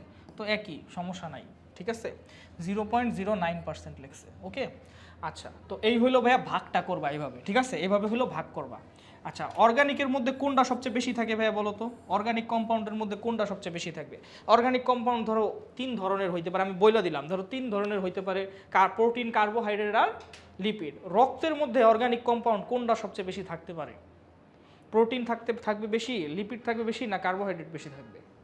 অ্যান্সার হলো প্রোটিন। কারণ কি, আমি বলছি না প্লাজমা প্রোটিন অনেক বেশি পরিমাণে থাকে, প্লাজমা প্রোটিন কি থাকে, অনেক বেশি পরিমাণে থাকে। তাহলে তুমি অর্গানিকের মধ্যে দেখবা প্লাজমা প্রোটিন অনেক বেশি থাকে, প্লাজমা প্রোটিন অনেক বেশি থাকে। এই 9%-এর মধ্যে 7.5%ই থাকে প্লাজমা প্রোটিন। কথা কি বুঝতে পারছো ভাইয়া? এই পার্সেন্টেজগুলো তোমাদের পারা লাগবে, যেই পার্সেন্টেজগুলো মাস্ট পারা লাগবে ওইটা আমি বলে দিতেছি। 1 নম্বর হলো রক্তরসে এই ওয়াটারের পরিমাণ কত, প্লাজমার পরিমাণ কত, এটা হলো ভেরি ভেরি ইম্পর্টেন্ট। আর কিছু ভুলা যাওয়া না যাও এটা পারতে হবে। আর হলো প্লাজমা প্রোটিনের পার্সেন্টেজ কত, 7.5%, এটা তোমাদের পারতে হবে। এই দুইটা বাদে বাকিগুলো যদি ভুলাও যাও আমি তেমন কোনো মাইন্ড করবো না, বুঝতে পারছো? বাট মনে রাখলে ভালো, বাকিগুলো থেকে কোয়েশ্চেন হবে, সো মনে রাখলে ভালো। ওকে, ঠিক আছে ভাইয়া? ওকে গাইস, ওকে ঠিক আছে, বুঝতে পেরেছি আমি। এখন আসো, রক্তে কি কি ইনঅর্গানিক কম্পাউন্ড থাকে এটার একটা লিস্ট আসতে পারে, মানে এখানে অনেক একটা বড় লিস্ট আছে, এগুলো তোমার বইয়ে আছে। এখান থেকে একটা ট্রিকি কোয়েশ্চেন আসতে পারে, নিচের কোনটি থাকে না, কথা কি বুঝতে পারছো? সো তুমি দেখো এগুলো এমনভাবে এগুলো মুখস্থ করবা না, এগুলো হলো কী পড়বা জানো, এক্সক্লুশন কইরা পড়বা। এক্সক্লুশন মানে কি, আমি জানি এগুলো থাকতে পারে, তাহলে এইটা হইলো থাকে না, বুঝতে পারছো? তোমার এরকম লিস্ট ধরে মুখস্থ করা লাগবে না, আমি বলি কেমনে পড়বা, দেখো কিভাবে পড়বা, দেখো শোনো। ফার্স্ট অফ অল, রক্ত টেস্ট করছো কখনো? টেস্ট তো করছোই, কীরকম, সল্টি না একটু? সল্টি তো, তুমি তো মনে হয় ডেইলি রক্ত খাও নাকি? তুমি বলতেছো, ও আচ্ছা। তুমি কি জানো এই যে সেইটানিক চার্চ আছে অনেক, বাংলাদেশে কি আছে কিনা আমি জানি না, সেইটানিক চার্চ আছে জানো? ও আচ্ছা শোনো, আমি একটা মজার কথা বলি। আমার একটা হইলো সিনিয়র আপু আছে, বুঝছো? উনি হইলো ইউএসএতে, উনি হলো ইউএসএর সিটিজেন, বুঝছো? ইরিনা আপু আমার অনেক ক্লোজ। তো উনি আমারে বলল যে উনি যখন পাসপোর্ট করতেছিল তখন নাকি ওই যখন রিলিজিয়নে ক্লিক করছে তখন সেটানিজম রিলিজিয়নও একটা আছে, বুঝছো? মানে এথিস্ট আছে, সেটানিজম, এটা মনে হয় ইউকে, তারপরে ইউএসএ, আর হইলো কয়েকটা দেশে হইলো সেটানিজমরেও একটা রিলিজিয়ন ধরা হয়, বুঝছো? তো সেটানিস্ট যারা আছে ওদের হইলো মানে ওদের হলো একটা রিচুয়াল থাকে যে ওদের রক্ত খাইতে হইব, কথা বুঝতে পারছো? মানে গাইডলাইন থাকে না, ওদের প্রফেটও আছে, জানো? প্রফেট মানে বুঝছো তো, ধরো আমাদের যেমন একটা প্রফেট আছে, তারপরে হিন্দুদেরও একটা প্রফেট আছে, বুঝতে পারছো? তেমন প্রত্যেকটা রিলিজিয়নের যেমন প্রফেট আছে, সেইটা নিজেদেরও একটা প্রফেট আছে, ওর নাম আমি ভুলে গেছি, ওর নাম জানি কি গ্রিজলি না কি জানি আছে, বুঝছো? এত বড় ভোটকা হইলো ই পড়া দেখলাম এটা, বুঝছো? এবং তোমার এটা হলো ফ্রান্সিসকো ক্যালিফোর্নিয়াতে প্রথম সেটানিক চার্চ হলো করা হয়েছে, বুঝছো? মানে ওরা পিটিশন করছে যে আমরা এটা একটা ধর্ম, সো এটারে দিতে হবে। পরে পিটিশন করার পরে ইউএসএ তো এটারে মানা করতে পারে না, আচ্ছা ওরা ধর্ম হিসেবে রেজিস্টার করছে, এখন তো দিতেই হবে, বুঝছো? তো এখান থেকে ওরা হলো রেগুলার ব্লাড খাইতো, বুঝছো? রেগুলার ব্লাড খাওয়ার পরে ওদের উপর একটা রিসার্চ হয়েছিল, বুঝছো? ওদের উপর রিসার্চ হওয়ার পর দেখা গেছে যে ওরা নাকি কম এইজ করছে, মানে এইজিং হইলো এটা স্লো করে, বুঝতে পারছো? যাই হোক, আচ্ছা আরেকটা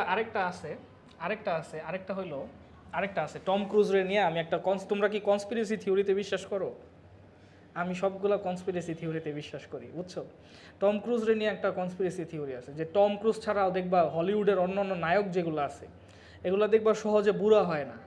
দেখবা ওর যে মানে অনেক বছর আগে 20-30 বছর আগে ওর সাথে যে নায়িকা ছিল দেখবা ওইগুলা বুড়া হইয়া দেখবা কবরে গেছে গা, কিন্তু দেখবা টম ক্রুজ এখনো বুড়া হইতেছে না, ওরা এখনো বুড়া হইতেছে না। তো একটা রিসার্চ হয়েছে, বুঝছো? ওইখানে কি হয়েছে, ইঁদুর আছে না, ইঁদুর যেগুলা ইয়াং ইঁদুর, ওই ইয়াং ইঁদুরের ব্লাডগুলো হইলো যেগুলো বুড়া ইঁদুর ওইগুলোতে ট্রান্সফার করছে, আর যেগুলো নাকি বুড়া ইঁদুরের ফুল ব্লাড নিয়ে ইয়াং ইঁদুরে ট্রান্সফার করছে, আর ইয়াং একটা ইঁদুর ওইটার ব্লাড নিয়ে বুড়া ইঁদুরে ট্রান্সফার করছে। এরপরে দেখা গেছে যে যেটা নাকি বুড়া ইঁদুর ছিল, বুঝছো, ওই বুড়া ইঁদুর হইলো অ্যান্টি এইজ করা শুরু করছে, মানে উল্টা এইজ করা শুরু করছে। আর যেগুলো নাকি ইয়াং ইঁদুর ছিল ওইগুলো হইলো তোমার মানে তাড়াতাড়ি হইলো এইজ হওয়া শুরু করছে, বুঝতে পারছো? তো রক্ত আসলে খুবই ইম্পর্ট্যান্ট একটা কম্পোনেন্ট। আর এই তো এইগুলো হইলো কনস্পিরেসি থিওরি, বুঝছো? ভালোই, অ্যাপ্লাই করবা নাকি? খারাপ না, ঠিক আছে। আচ্ছা যাই হোক, এখন দেখো প্রথমে হলো সল্টই লাগে, তাই না? তাহলে সল্টই লাগলে কি থাকবে ভাইয়া? Na+ থাকবে আর কি Cl- থাকবে, এটাই তো সল্টের টেস্ট হবে, তাই না? আচ্ছা আর কি ভাইয়া? পটাশিয়াম থাকতে পারে, পটাশিয়াম তো একটা দেখো পটাশিয়াম, ক্যালসিয়াম আর ম্যাগনেসিয়াম এগুলো তো থাকবেই, তাই না? এগুলো তো ইম্পর্টেন্ট মিনারেল, তাই না? ক্যালসিয়াম হইলো তোমার কি করে বলো তো? ক্যালসিয়াম হইলো বোনস বিল্ডিংয়ে হেল্প করে। আর ম্যাগনেসিয়াম হইলো কি করে? ম্যাগনেসিয়াম হইলো সেলুলার গ্রোথে হেল্প করে। কথা বুঝতে পারছো? নাম্বার 1। তাহলে সোডিয়াম আচ্ছা তোমাদের একটা জিনিস বলছিলাম, সেলের ভিতরে কোন কোন আয়ন বেশি থাকে আর সেলের বাইরে কোন কোন আয়ন বেশি থাকে বলো, এটা বলছিলাম তোমাদের, বলো। সেলের ভিতরে কোন পজিটিভ আয়ন বেশি থাকে আর সেলের বাইরে কোন পজিটিভ আয়ন বেশি থাকে? সেলের ভিতরে কোনটা থাকে এটা বলো। পটাশিয়াম বেশি থাকে আর সেলের বাইরে কি থাকে? আচ্ছা সেলের বাইরে কোন নেগেটিভ আয়ন? ক্লোরাইড। আর সেলের ভিতরে কোন নেগেটিভ আয়ন সবচেয়ে বেশি থাকে? ফসফেট, ঠিক আছে, এটা হলো ফসফেট, ঠিক আছে। তো যাই হোক, তো এখানে যেগুলো আছে এগুলো তো চিনো। এখন কোনগুলো কোনগুলো একটু দেখলে তুমি ভুল করতে পারো। দেখো আয়রন, রক্তে কি আয়রন থাকে কিনা? ইয়েস থাকে। কেন ভাইয়া আয়রন কেন থাকবে? হিমোগ্লোবিন তৈরির জন্য থাকবে, বুঝতে পারছো? তুমি যে আয়রন খাও ওই আয়রনগুলো রক্তে যাওয়ার পরে ওগুলো হলো বোন মেরোতে যায়, হিমোগ্লোবিন তৈরি করে। কপার কি রক্তে থাকে? আমি জানি না তোমরা ডাইজেশন চ্যাপ্টারে সেরুলোপ্লাজমিন এর কথা শুনছো কি না, আমি জানি না। এটা ডাইজেশন চ্যাপ্টারেও আছে, সেল কেমিস্ট্রি চ্যাপ্টারেও আছে। সেরুলোপ্লাজমিন হলো একটা প্লাজমা প্রোটিন যেটা কপার ট্রান্সপোর্ট করে। কথা কি বুঝতে পারছো? নাম শুনছো সেলুলোপ্লাজমিনের? শুনে রাখো, সেলুলোপ্লাজমিন হলো একটা প্লাজমা প্রোটিন যেটা কি ট্রান্সপোর্ট করে? কপার ট্রান্সপোর্ট করে। সো কপারের এখানে আয়োডিন কেন থাকবে ভাইয়া বলো তো?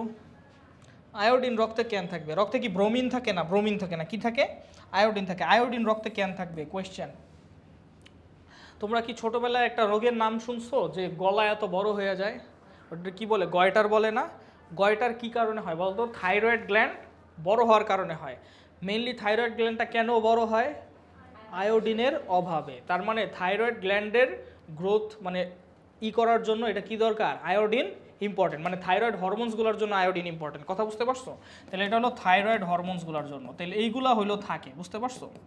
এখন তুমি এইগুলা জাস্ট একটু দেখবা যাতে তুমি এক্সক্লুড করে দাগাইতে পারো। যেমন যদি দেখি ব্রোমিন, রক্তের প্লাজমায় কি ব্রোমিন থাকে? অ্যান্সার হইলো কি না, বুঝতে পারছো? অন্যান্য মেটাল থাকলে না কইরা দিবা। এরপরে আসো অর্গানিকের মধ্যে কি প্লাজমা প্রোটিন কত পার্সেন্ট ভাই বলছিলাম? কত পার্সেন্ট? 7.5%। এটা ভুলা যাবে না। আর বাকিগুলা কি? বাকিগুলা নাইট্রোজেনাস ওয়েস্ট থাকে। নাইট্রোজেনাস ওয়েস্টের মধ্যে কি কি থাকে? আচ্ছা তোমরা বলো তো কি কি নাইট্রোজেনাস ওয়েস্ট পড়ছো ছোটবেলায়? Creatinine, good. আর মানুষ কোন নাইট্রোজেনাস ওয়েস্টটা বাইর করে দেয়? Urea, good. তাহলে urea, uric acid, ammonia, creatinine এগুলা কি সব নাইট্রোজেনাস ওয়েস্ট, ঠিক আছে? এগুলো আমরা আরও ডিটেলসে পড়বো। প্লাজমা প্রোটিন চারটার নাম একটু মনে রাখবা, আরও অনেক প্লাজমা প্রোটিন আছে, বাট চারটা মেইন। এটা কি? Albumin, globulin, fibrinogen, prothrombin. এর মধ্যে অ্যালবুমিন আর গ্লোবিউলিন আমার মনে হয় তোমরা সেল কেমিস্ট্রির সিম্পল প্রোটিনসের মধ্যে পড়ছিলা। সিম্পল প্রোটিন, সেল কেমিস্ট্রির simple protein 7 types of simple proteins থাকে। অ্যালবুমিন থাকে, গ্লোবিউলিন থাকে, গ্লুটেলিন থাকে, মনে আছে? গ্লুটেলিন থাকে, তারপরে প্রোলামিন থাকে, তাই না? তো অ্যালবুমিন এগুলো সিম্পল প্রোটিন। যাই হোক, এগুলোর কাজ আমি বলতেছি, দেখো শোনো। Albumin, globulin, fibrinogen, prothrombin. বলো তো প্লাজমা প্রোটিনগুলো প্রডিউস কে করে? কোন অর্গান প্লাজমা প্রোটিন প্রডিউস করে রক্তে দেয়? কোন অর্গান প্লাজমা প্রোটিন প্রডিউস করে রক্ত দেয়? জানো না? কোন অর্গান প্লাজমা প্রোটিন তৈরি করে, মানে প্রডিউস করে? একটা ফ্যাক্টরি হলো প্লাজমা প্রোটিন প্রডিউস করে তারপরে কি রক্তে ভাসায় দিচ্ছে, এভাবে রক্তে প্লাজমা প্রোটিন আসতেছে। মানে আমি জানতে চাইতেছি যে প্লাজমা প্রোটিনের উৎস কি। মাসফি কি বলতেছো ভাইয়া বলো তো? না তুমি যেটা বলছিলে ওইটাই রাইট অ্যান্সার। কি বলছিলা? কি বলছো? হ্যাঁ, লিভার। বুঝতে পারছো? হ্যাঁ, ও এটা বলছে, এই পর্যন্ত আসে নাই, বুঝছো? বাট আমি বুঝতে পারছি যে ও কি বলছে।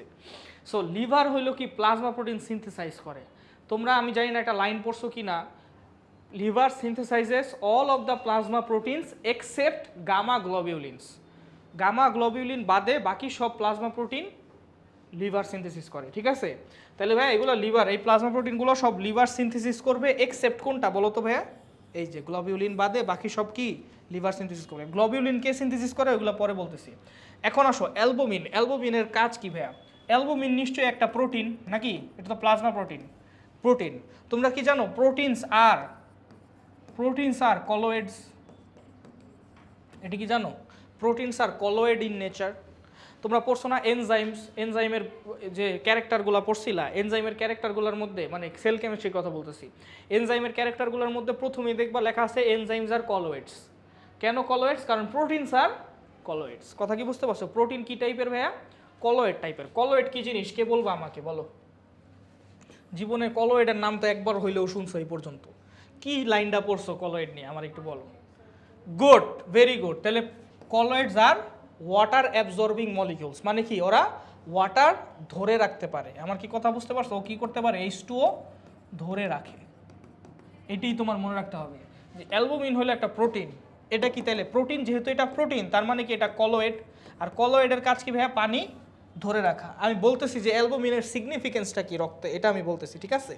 তার আগে বুঝা নাও অ্যালবুমিন হলো কলোয়েড, এটা পানি ধরে রাখে। এখন শুনো, এটা হলো একটা ব্লাড ভেসেল। এটা কি ভাই একটা ব্লাড ভেসেল না? এটা হলো একটা রক্তনালী, ব্লাড ভেসেল। রক্তনালীর মধ্যে রক্ত ফ্লো হইতেছে। তাহলে এইগুলা কি ভাইয়া বলো তো? প্লাজমা, তাই না? এগুলো হলো প্লাজমা, মানে যেগুলো একটু রেডিশ দেখতেছো এগুলো কি প্লাজমা।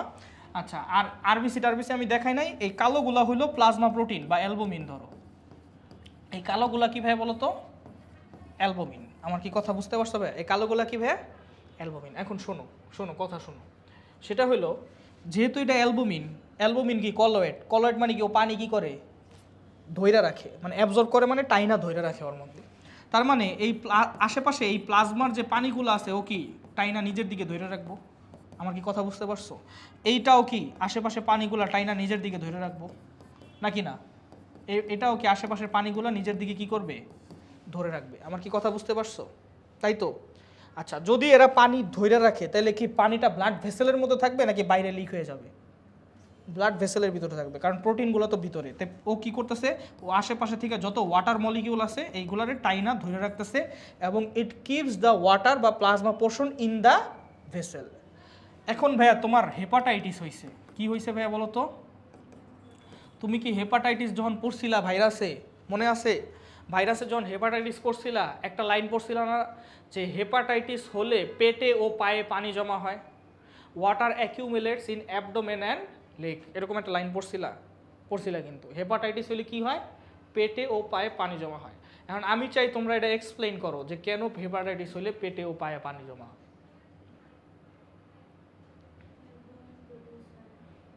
Very good. হেপাটাইটিস যদি হয় ফাবিহা, তাহলে কি আমরা জানি লিভার হইলো কি করে? প্লাজমা প্রোটিন প্রডিউস করে। মাসফি যেটা বলছে, লিভার হইলো প্লাজমা প্রোটিন কি করে? প্রডিউস করে। হেপাটাইটিস হয়েছে মানে কোথায় সমস্যা হয়েছে? লিভারের সেলগুলোর তুমি মাইরা ফেলতেছো, তাহলে প্লাজমা প্রোটিন প্রোডাকশন হবে। তাহলে এখানে কি অ্যালবুমিন থাকবে নাকি থাকবে না ভাইয়া? অ্যালবুমিন থাকবে না, মানে অ্যালবুমিন এগুলো যেগুলো দেখতেছো এগুলো নাই হয়ে যাবে। দেখি তো, আচ্ছা হ্যাঁ, এগুলো হলো তোমার নাই হয়ে যাবে। কথা বুঝতে পারছো? তাহলে অ্যালবুমিন যদি না থাকে, ওয়াটার ধরে রাখতে পারবে কেউ? ওয়াটার যদি না ধরে রাখে, ওয়াটারগুলো কি করা শুরু করবে বলো তো? ব্লাড ভেসেল থেকে লিক করা শুরু করবে। আমার কি কথা বুঝতে পারছো? অ্যালবুমিন কি করছিল? অ্যালবুমিন কলোয়েড কি করছিল? পানিটারে ধরে রাখছে। এখন যখন তোমার হেপাটাইটিস হয়েছে, হেপাটাইটিস মানে কোথায় সমস্যা? লিভারের সমস্যা। তোমার লিভার হলো প্রোটিন, প্লাজমা প্রোটিন কি করতে পারতেছে না, সিনথেসাইজ করতে, কারণ তুমি সেলগুলোরে মাইরা ফেলতেছো। সো প্লাজমা প্রোটিন যদি সিনথেসিস না হয়, তাহলে রক্তে প্লাজমা প্রোটিনের পরিমাণ বাড়বে না কমবে? কমবে। তাহলে প্লাজমা প্রোটিন যদি রক্তে কমে, তাহলে এই প্রোটিনগুলো কি পানি আর ধরে রাখতে পারবে, নাকি পানি লিক হওয়া শুরু করবে? পানি লিক হওয়া শুরু করবে, এবং এগুলা গিয়া বিভিন্ন অর্গানে কি হবে, ব্লাড ভেসেল থেকে পানি বের হয়ে এটা কি হবে বলো তো? মানে রক্তনালী থেকে পানি বের হয়ে এগুলা কই যায়, কই যাইতেছে, লিক হয়ে কই যাইতেছে? বিভিন্ন অর্গানে যাইতেছে, টিস্যুতে যাইতেছে, তাই তো? বিভিন্ন অর্গান এবং টিস্যুতে কি হওয়া শুরু করছে, জমা হইতেছে। আমার কি কথা বুঝতে পারছো? রক্তনালী থেকে লিক হয়ে বিভিন্ন অর্গানে জমা হইতেছে। এবং এই কারণে তুমি কি দেখো, তুমি দেখো যে হেপাটাইটিস হইলে পেটে ও পায়ে পানি জমা হয়। এখন তুমি বলবা যে ভাইয়া পেটে ও পায়ে পানি কেন জমা হয়? কথা কি বুঝতে পারছো? কেন ভাই উপরে জমা হয় না? উপরেও জমা হইতো, কিন্তু গ্র্যাভিটির কারণে ওইগুলা কি করে, নিচের দিকে যায়। কথা বুঝতে পারছো? উপরেও জমা হয়, উপরে যে জমা হয় না এমন না, যখন তুমি শুয়ে থাকো তখন লাংসেও জমা হইতে পারে, কিন্তু দ্য মোমেন্ট তুমি এভাবে করো তখন গ্র্যাভিটির কারণে আস্তে আস্তে পানিগুলো কি পেটে আর পায়ে জমা হয়। কথা কি বুঝতে পারছো? ওকে, নাইস। তাহলে ভাইয়া এটা একটু মনে রাখবা। দেখছো একটা জিনিস একটা কিন্তু কানেক্টেড। কথা বুঝতে পারছো? তুমি এইভাবে এই যে রক্তের মধ্যে পড়লা albumin, plasma colloidal osmotic pressure maintain করে, এটার মানে হইলো, এটার মানে একটাই ভাইয়া, প্লাজমা কলোয়েডাল অসমোটিক প্রেশার মানে হইলো পানি ধরে রাখে। কথা বুঝতে পারছো? এইটাই। তাহলে দেখো তুমি এইখানে এই জিনিসটা বললা, plasma colloidal osmotic pressure maintain করে, একটা ইনফরমেশন। আবার তুমি লিভারে সমস্যা হলে, হেপাটাইটিস হলে পেটেও পায়ে পানি জমা হয়, এটা অণুজীবের ইনফরমেশন। এইভাবে তুমি কি করবা, ডটস কানেক্ট করবা। এটা আবার আরেক জায়গায় কিডনিতে পড়বা এই অসমোটিক প্রেশার, এভাবে ডটস কানেক্ট করবা। যখন তুমি ডটসগুলো কানেক্ট করবা তখন তোমার মনে থাকবে, এবং তুমি ম্যাথের মতো বিভিন্নভাবে নেভিগেট কইরা তুমি কারেক্ট অ্যান্সার বের করে নিয়ে আসতে পারবা। কথা কি বুঝতে পারছো? সো ডট কানেক্ট করার ট্রাই করবা সবসময় পড়ার সময়, ঠিক আছে? আচ্ছা, এরপর আসো গ্লোবিউলিন। ইমিউনোগ্লোবিউলিন হলো অ্যান্টিবডি, বুঝতে পারছো? এটা ইমিউনিটিতে হেল্প করে, ঠিক আছে? দ্যাটস ইট, এটা নিয়ে আর তেমন কিছু বলার নাই। আচ্ছা, এটা হরমোন। আচ্ছা, গ্লোবিউলিন হলো হরমোন আর ভিটামিন ট্রান্সপোর্ট করে, একটু এটা মনে রাখবা। আর অ্যালবুমিন হলো লিপিড আর বিলিরুবিন ট্রান্সপোর্ট করে, জাস্ট এটা একটু মনে রাখবা, এটার মুখস্থ। এটা বিলিরুবিন আর লিপিড ট্রান্সপোর্ট করে হলো অ্যালবুমিন, আর গ্লোবিউলিন হলো ওর সাথে লাইগা থাকে লিপিড আর বিলিরুবিন, আর গ্লোবিউলিনের সাথে হলো হরমোন আর ভিটামিন লাইগা থাকে। এগুলো মুখস্থ, এগুলা তেমন মানে না ইম্পর্টেন্স দিয়ে পড়লেও হবে। আর কি আদার্সের মধ্যে ভাইয়া কার্বোহাইড্রেট, লিপিড আছে, বলো তো কী কী লিপিড থাকে রক্তের ভিতরে? পড়াইছিলাম। আচ্ছা, তোমাদের তো মনে হয় ডাইজেশন পড়াই নাই না? এইচডিএল আর এলডিএল থাকে, জানো কোনটা বেশি খারাপ, এইচডিএল নাকি এলডিএল? এলডিএল বেশি খারাপ, বুঝতে পারছো কেন খারাপ এলডিএল? আচ্ছা দেখো, এলডিএল এর ফুল ফর্ম কি? লিপোপ্রোটিন। তাহলে নিশ্চয়ই এলডিএল একটা লিপোপ্রোটিন, এইচডিএলও কি একটা লিপোপ্রোটিন। এখন শোনো, এলডিএল এর লিপোপ্রোটিনের মধ্যে কি থাকে, লিপিড আর প্রোটিন থাকে। এলডিএল হলো লো ডেনসিটি লিপোপ্রোটিন। আমি জানতে চাইতেছি লো ডেনসিটি লিপোপ্রোটিন বলতে ও কার ডেনসিটি কম বুঝাইতেছে? মানে আমি বলতেছি লিপোপ্রোটিনের মধ্যে কি থাকে ভাই, লিপিডও থাকে আর কি থাকে, প্রোটিনও থাকে। এখন লো ডেনসিটি লিপোপ্রোটিন বলতে ও কার ডেনসিটি কম বুঝাইতেছে, লিপিডের ডেনসিটি কম বুঝাইতেছে না প্রোটিনের? মনে রাখবা, প্রোটিনের ডেনসিটি কম বুঝাইতেছে ও। যখন হাই ডেনসিটি লো ডেনসিটি বলে কার কথা বলে, প্রোটিনের কথা বলে। তার মানে যদি লো ডেনসিটি লিপোপ্রোটিন হয়, তাহলে ওর মধ্যে লিপিড হইলো কি থাকে বেশি, প্রোটিন হইলো লো ডেনসিটি। প্রোটিন লো ডেনসিটি, লিপিড হাই ডেনসিটি। কথা বুঝতে পারছো? তো হাই ডেনসিটি লিপিড তো আমাদের জন্য খারাপ। তাহলে লো ডেনসিটি লিপোপ্রোটিন বলতে বুঝাইতেছে কার ডেনসিটি লো, প্রোটিনের ডেনসিটি লো, তাহলে কার ডেনসিটি বেশি? আর হাই ডেনসিটি লিপোপ্রোটিন বলতে কার প্রোটিনের ডেনসিটি বেশি। আমার কি কথা বুঝতে পারছো? ওকে, তারপর আসো, এগুলো হলো কোলেস্টেরল। ওয়াটার সলিউবল ভিটামিন কি কি আছে? ওয়াটার সলিউবল ভিটামিন আমাকে বলো। ওয়াটার সলিউবল ভিটামিন কি কি আছে জানো না? ভিটামিন বি আর ভিটামিন সি। আর ফ্যাট সলিউবল ভিটামিন কি কি আছে? Vitamin A, D, E, K. Okay, nice, ঠিক আছে। প্লাজমার কাজ ভাইয়া, প্লাজমার কাজ কি? Transportation of gas. আর কিছু কাজ আমি বলে দিই। এই দেখো, প্লাজমার মধ্যে কি থাকে? প্লাজমা প্রোটিন থাকে না? তাহলে এটা একটা প্রোটিনের রিজার্ভয়ার হিসেবে কাজ করে। কথা কি বুঝতে পারছো? আমি কি বলছি, প্লাজমার মধ্যে প্লাজমা প্রোটিন অনেক বেশি থাকে। এটা আমাদের বডির একটা প্রোটিন রিজার্ভয়ার হিসেবে কাজ করে। আমাদের বডিতে যখন প্রোটিন ডেফিসিয়েন্সি হয় তখন এই প্লাজমা থেকে প্রোটিন নিয়ে আমরা কাজে লাগাই। কথা কি বুঝতে পারছো?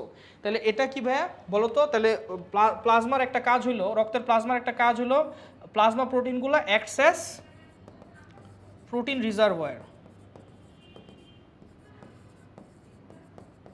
ওকে, এটা একটা কাজ। 2 নাম্বার কাজ ভাই, এগুলো আমার বলা লাগবে বলো তো? ও কি কার্বোহাইড্রেট ট্রান্সপোর্ট করে। কোন কার্বোহাইড্রেট বলো তো? গ্লুকোজ, তাই না? গ্লুকোজ কি একটা নিউট্রিয়েন্ট না? তাহলে প্লাজমা ট্রান্সপোর্টস নিউট্রিয়েন্ট। আবার প্লাজমা কি ওয়েস্ট ট্রান্সপোর্ট করে না? তাহলে ও ওয়েস্টও ট্রান্সপোর্ট করে, নিউট্রিয়েন্টও ট্রান্সপোর্ট করে। আর কি করে ভাই বলো তো? ও গ্যাসও ট্রান্সপোর্ট করে ডিজলভ হিসেবে। আর প্লাজমা প্রোটিন হলো প্রোটিনের একটা রিজার্ভার হিসেবে কাজ করে। কি কথা বুঝতে পারছো?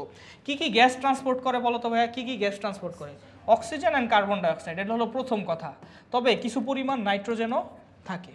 নাইট্রোজেন কিন্তু আমাদের বডিতে ইউজ হয় না। কথা কি বুঝতে পারছো? সো আমাদের ব্লাডে, ভেনাস ব্লাডে নাইট্রোজেন যেরকম, আর্টারিয়াল ব্লাডে নাইট্রোজেন কি সেম, কারণ এটা তো ইউজ হইতেছে না, তাই সেমই আছে। ঠিক আছে? আচ্ছা, এগুলো ভাইয়া কী কীভাবে থাকে আমি তোমাকে বলি। আচ্ছা, আরেকটা জিনিস বলো, এটা চিনো? এটা কি? এটা হলো অ্যালভিওলাস। ছোটোবেলায় দেখছো না? এটা হলো অ্যালভিওলাস। অ্যালভিওলাসের মধ্যে এটা কি ভাইয়া? ক্যাপিলারি। ক্যাপিলারির মধ্যে এইগুলো কি আছে? আরবিসি। আরবিসির ভিতরে এই গোল্লা দুইটা কি আছে? হিমোগ্লোবিন। আচ্ছা, অ্যালভিওলাসের মধ্যে যে যখন আমরা ইনহেল করি, ইন্সপিরেশন করি, তখন ভাইয়া অ্যালভিওলাসের মধ্যে যে অক্সিজেন মলিকিউল আছে এগুলো কি ডাইরেক্ট আরবিসির মধ্যে ঢুকে নাকি আগে প্লাজমায় ডিজলভ হয় তারপরে প্লাজমা থেকে আরবিসিতে যায়? মানে হিমোগ্লোবিনের সাথে যে অক্সি হিমোগ্লোবিন তৈরি করে, বলো তো? আগে কি হয়? আগে প্লাজমায় ডিজলভ হয়। আগে হলো প্লাজমায় ডিজলভ হয়, তারপরে হলো কি করে? আরবিসিতে এন্টার করে। তাহলে এটা যে জিনিস মনে রাখবা যে ফার্স্ট সে প্লাজমায় ডিজলভ হয়, দেন এন্টার আরবিসি। কথা কি বুঝতে পারছো? So plasma acts as a medium, বুঝতে পারছো? ও একটা অক্সিজেন ট্রান্সপোর্টের মিডিয়াম হিসেবে কাজ করে। আচ্ছা, এগুলো তোমরা রেসপিরেশনে পড়বা, ঠিক আছে? আচ্ছা, এগুলো তোমরা রেসপিরেশনে পড়বা। আচ্ছা, আরেকটা জিনিস আমি তোমাদের বলি নাই, একটু বলি দেখি তো। ইনঅর্গানিকের মধ্যে কি এই জিনিসটা আমি তোমাদের বলি নাই। দেখো তো ভাইয়া, ইনঅর্গানিকের মধ্যে সোডিয়াম বাইকার্বনেট পাইছো? আমি জানতে চাই যে সোডিয়াম বাইকার্বনেট তোমার রক্তের মধ্যে রাইখা লাভ কি, এটা আমি জানতে চাই। কারণ sodium bicarbonate Fabiha acts as buffer. তোমরা কি বাফার জানো? বাফার জিনিসটা কি? বাফার জিনিসটা কি জানো?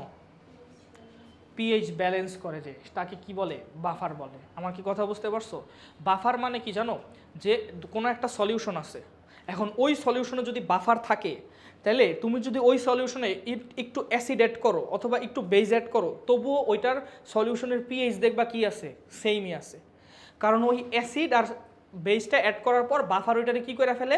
নিউট্রালাইজ করে ফেলে, যাতে তোমার ওই সলিউশনের পিএইচটা উপরে নিচে না হয়। আমাদের ব্লাডের পিএইচ নিয়ন্ত্রণ করা অনেক জরুরি। কথা কি বুঝতে পারছো? ব্লাডের পিএইচ যে 7.35 থেকে 7.45, এর থেকে 0.5 উপরে বা নিচে হইলে মানুষ মারা যায়। কথা বুঝতে পারছো? 0.5 যদি উপরে হয়, মানে পিএইচ যদি কমে যায়, তখন ওই কন্ডিশনটারে কি বলে জানো? তোমরা মনে রাখো, পিএইচ যদি কমে যায় তার মানে কি? বডিতে অ্যাসিড বিল্ড আপ হইতেছে না বেস বিল্ড আপ হইতেছে? এটা আমার জাস্ট বলো। পিএইচ কমতেছে, অ্যাসিড বিল্ড আপ হইতেছে, কারণ পিএইচ কম মানে অ্যাসিডিটি। তাহলে পিএইচ যদি ভাইয়া 7.35 থেকে কমে যায়, তখন ওই কন্ডিশনটারে বলে অ্যাসিডোসিস। কি বলে ভাইয়া? অ্যাসিডোসিস। কথা বুঝতে পারছো? আছে, এগুলো তোমাদের সিলেবাসে আছে। আচ্ছা, আর পিএইচ যদি ভাইয়া 7.45 থেকে বেড়ে যায়, তখন ওইটারে তুমি কি বলবা বলো তো? ওই সময় কি ভাইয়া অ্যালকালাইন বিল্ড আপ হইতেছে নাকি অ্যাসিড বিল্ড আপ হইতেছে বলো তো? পিএইচ বাড়তেছে, অ্যালকালি বিল্ড আপ হইতেছে, তখন ওইটারে কি বলে? অ্যালকালোসিস। বুঝতে পারছো? এটার বলে অ্যালকালোসিস। তো অ্যাসিডোসিস হোক আর অ্যালকালোসিস হোক, দুইটাই হলো লাইফ থ্রেটনিং। কথা কি বুঝতে পারছো? এই কারণে রক্তের পিএইচটা মেইনটেইন করা অনেক কি ইম্পর্টেন্ট। আচ্ছা, কেন লাইফ থ্রেটনিং ফাবিয়া? এটা কি চিন্তা করছো? বলো তো কেন লাইফ থ্রেটনিং? মৌপিয়া বলো, এটা তুমি মনে হয় পারবা। কেন লাইফ থ্রেটনিং জানো? পিএইচ বাড়লে কমলে কি সমস্যা? সেল কেমিস্ট্রিতে একটা জিনিস পড়ছিলা যে প্রত্যেকটা এনজাইমের অপটিমাম পিএইচ আছে।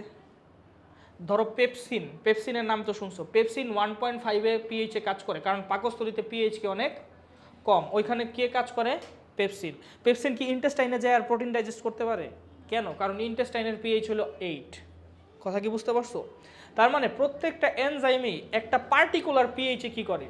কাজ করে। ওই পিএইচের উপরে বা নিচে ও কি করতে পারে না? কাজ করতে পারে না। বুঝতেছো? ওই পিএইচের উপরে বা নিচে কী করতে পারে না, কাজ করতে পারে না। এখন যখন রক্তের পিএইচ ডিসরাপ্ট হয়, মানে রক্তের পিএইচ যখন নষ্ট হয়, পুরো বডির সব জায়গার পিএইচ নষ্ট হয়ে যায়। কারণ তুমি একটা জিনিস চিন্তা করো, তোমার যে লালা কই থেকে, স্যালাইভা কই থেকে আসতেছে, এটা রক্ত ফিল্টার হয়ে তৈরি হইতেছে, রক্ত থেকে স্যালাইভা আসতেছে। কথা কি বুঝতে পারছো? যত বডি ফ্লুইড আছে it is derived from blood. কথা কি বুঝতে পারছো? তোমার যে পাকস্থলীর মধ্যে যে জুস আছে, HCl এর জুস আছে, এই HCl এর জুসটা কই থেকে আসতেছে? তুমি ব্লাড থেকে মডিফাই করে হাইড্রোজেন আর ক্লোরিনগুলো নিয়ে HCl এর জুস বানাইতেছো। তার মানে তোমার যদি ব্লাডের পিএইচ হেরফের হয়, তার মানে তোমার বডির পিএইচ কি করে হেরফের হয়। বডির পিএইচ হেরফের হইলে সমস্যা কি ভাই? এনজাইমগুলো কি হয়ে যাইব?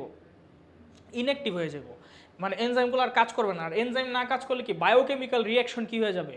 অফ হয়ে যাবে, আর তুমি কি হবা? মারা যাবা। আমার কি কথা বুঝতে পারছো? এই বুঝতে পারছো মাসফি কেন হইলো পিএইচ নিয়ন্ত্রণ করাটা ইম্পর্টেন্ট? আচ্ছা এখন শুনো ভাইয়া, এখন একটু শুনো। তাহলে এই বাইকার্বনেট কি করে? বাফার হিসেবে কাজ করে। এখন আমি জানতে চাই যে ভাইয়া ও বাফার হিসেবে কিভাবে কাজ করে। দেখো ভাইয়া, সোডিয়াম বাইকার্বনেট হলো কি করে, এভাবে ভাগ হয় না, Na+ আর কি বাইকার্বনেট দেয় নাকি না, তাই তো? Na+ আর কি দেয়? বাইকার্বনেট দেয়।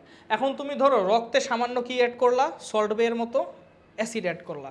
সল্ট বে চিনো তো, ঠিক আছে? অ্যাসিড অ্যাড করলা। অ্যাসিড অ্যাড করো মানে কি? তুমি রক্তে H+ অ্যাড করছো, তাই না? আচ্ছা, এই H+ এখন পিএইচ বাড়াবে কখন? যখন এটা H+ সলিউশনের মধ্যে কি থাকবে, তাই না? এখন কি রক্তে H+ অ্যাড করার সাথে সাথে এই বাইকার্বনেট কি করে? H+ নিয়ে এটারে কি করে ভাইয়া বলো তো? Bicarbonate plus H+ equals to carbonic acid, তাই তো? আচ্ছা হইলো কার্বনিক অ্যাসিড। এই কার্বনিক অ্যাসিড কি করে জানো? সাথে সাথে ডিসোসিয়েট হয়। তোমরা কি কোনায় দেখতে পাইতেছো? আচ্ছা হ্যাঁ, সাথে সাথে ডিসোসিয়েট হয়ে কার্বন ডাইঅক্সাইড আর কি তৈরি করে ভাইয়া বলো তো? পানি। এটা তো জানো যে পানি plus carbon dioxide equals to কি? কার্বনিক অ্যাসিড তৈরি করে নাকি, তাই তো? তাহলে এটা হলো কার্বনিক অ্যাসিড হলো ভাগ হয়ে পানি আর এই কার্বন ডাইঅক্সাইডের তুমি কি করো? নিঃশ্বাসের সাথে কি করে দাও, মানে এক্সপিরেশনের সাথে কি করে দাও? এই বাতাসটারে বাইরে আমরা কার্বন ডাইঅক্সাইড বের করে দিই না? কার্বন ডাইঅক্সাইড বের করে দাও। এইভাবে তুমি H+টারে পুরোপুরি কি করে দাও? নিউট্রাল করে দাও। আমি কি বুঝাইতে পারছি? তুমি মানে কার্বনিক অ্যাসিড থেকে কার্বন ডাইঅক্সাইডও সরাই দিলা, তাহলে আর কার্বনিক অ্যাসিডও থাকলো না। কার্বনিক অ্যাসিড দেখো আমি যেটা বলতেছি ভাই, তোমাদের একটু কনসেপ্টটা ক্লিয়ার করো।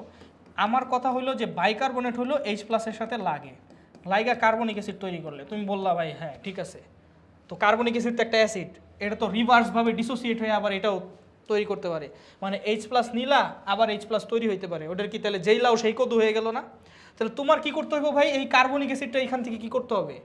সরাইতে হবে। বুঝতে পারছো? এখান থেকে যদি সরাও তাহলে প্রোডাক্টের কনসেন্ট্রেশন কি হবে? কমবে। তখন লাসাতেলিয়ার নীতি অনুযায়ী কি হবে বলো তো? লাসাতেলিয়ার প্রিন্সিপাল অনুযায়ী এই সম্মুখমুখী বিক্রিয়া মানে ফরওয়ার্ড রিয়াকশন কি হবে? বাড়বে। আমার কথা কি বুঝতে পারছো ভাইয়া বলো তো? মানে আমি যেটা বলতেছি যে কার্বনিক অ্যাসিড তৈরি হলো, এখন এটা তো একটা অ্যাসিড, এটা ডিসোসিয়েট হয়ে আবার H+ দিয়ে দিতে পারে দ্রবণে, তো তখন আমার লাভ কি হলো? H+ ইন H+ আউট, তাই না? একই তো হইলো। তো তোমার কি করতে হইব? এটারে বাঁচাইতে হইলে, এটা যাতে রিভার্স রিয়াকশনটা না হয়, তোমার কি করতে হবে ভাইয়া বলো তো? এই কার্বনিক অ্যাসিডরে কি করতে হবে? এখান থেকে সরাইতে হবে। এখন তুমি কেমনে সরাও আমি একটু দেখাই। তুমি এই কার্বনিক অ্যাসিডরে ভাইঙা কার্বন ডাইঅক্সাইড আর কি তৈরি করো? পানি তৈরি করো। এখন তুমি বলো ভাই কার্বন ডাইঅক্সাইড আর পানি তৈরি হলো, কিন্তু কার্বন ডাইঅক্সাইড আর পানি দুইজন তো মিলা আবার কার্বনিক অ্যাসিড তৈরি করতে পারে, মানে রিভার্স রিয়াকশন হয়ে কার্বনিক অ্যাসিড তৈরি করতে পারে। আবার এই কার্বনিক অ্যাসিড আবার H+ দিতে পারে, তখনও তো ভাই যেই লাও সেই কদু হয়ে গেল। কিন্তু তুমি যদি এই কার্বন ডাইঅক্সাইডটারে ভাইয়া এক্সপিরেশনের সাথে বাইর করে দাও, তাহলে এখানে একটা ভ্যাকিউম হয়ে গেল না? তখন এই পানি কার সাথে কার্বন ডাইঅক্সাইড, কার সাথে রিয়াকশন করে কার্বনিক অ্যাসিড তৈরি করবে? আমার কি কথা বুঝতে পারছো? তাহলে আলটিমেটলি আর এই H+টারে কি আমি নিউট্রাল করে ফেললাম, কারণ কি আমি এই H+টারে কি বানায় ফেললাম? পানি বানায় ফেললাম। আমার কি কথা বুঝতে পারছো? এবং ওই পানি আবার রিভার্স রিয়াকশন করে আর H+ কি দ্রবণে দিতে পারবে না, সো পিএইচও কি স্টেবল থাকবে। আমার কি কথা বুঝতে পারছো? আচ্ছা ওকে নাইস। তাহলে এই বাইকার্বনেট কি হিসেবে কাজ করে ভাইয়া বলো তো? কনসেপ্টটা ক্লিয়ার হয়েছে? বাইকার্বনেট কি হিসেবে কাজ করে? বাফার, মানে অ্যাসিডিক বাফার হিসেবে কাজ করে। কথা কি বুঝতে পারছো? এখন আমি তো বলছি কি বাফার মানে কি, যে নাকি পিএইচ কি রাখে ভাইয়া? স্টেবল রাখে। অর্থাৎ তুমি যদি অ্যাসিড অ্যাড করো তাও পিএইচ স্টেবল রাখে, আবার বেজ অ্যাড করলেও কি রাখে? পিএইচ স্টেবল রাখে। এখন আমি অ্যাসিড অ্যাড করে তোমার দেখাইছি যে অ্যাসিড অ্যাড করার পরে কীভাবে পিএইচ স্টেবল হয়। এখন তুমি বলো ভাই বেজ অ্যাড করলে কীভাবে পিএইচ স্টেবল রাখে?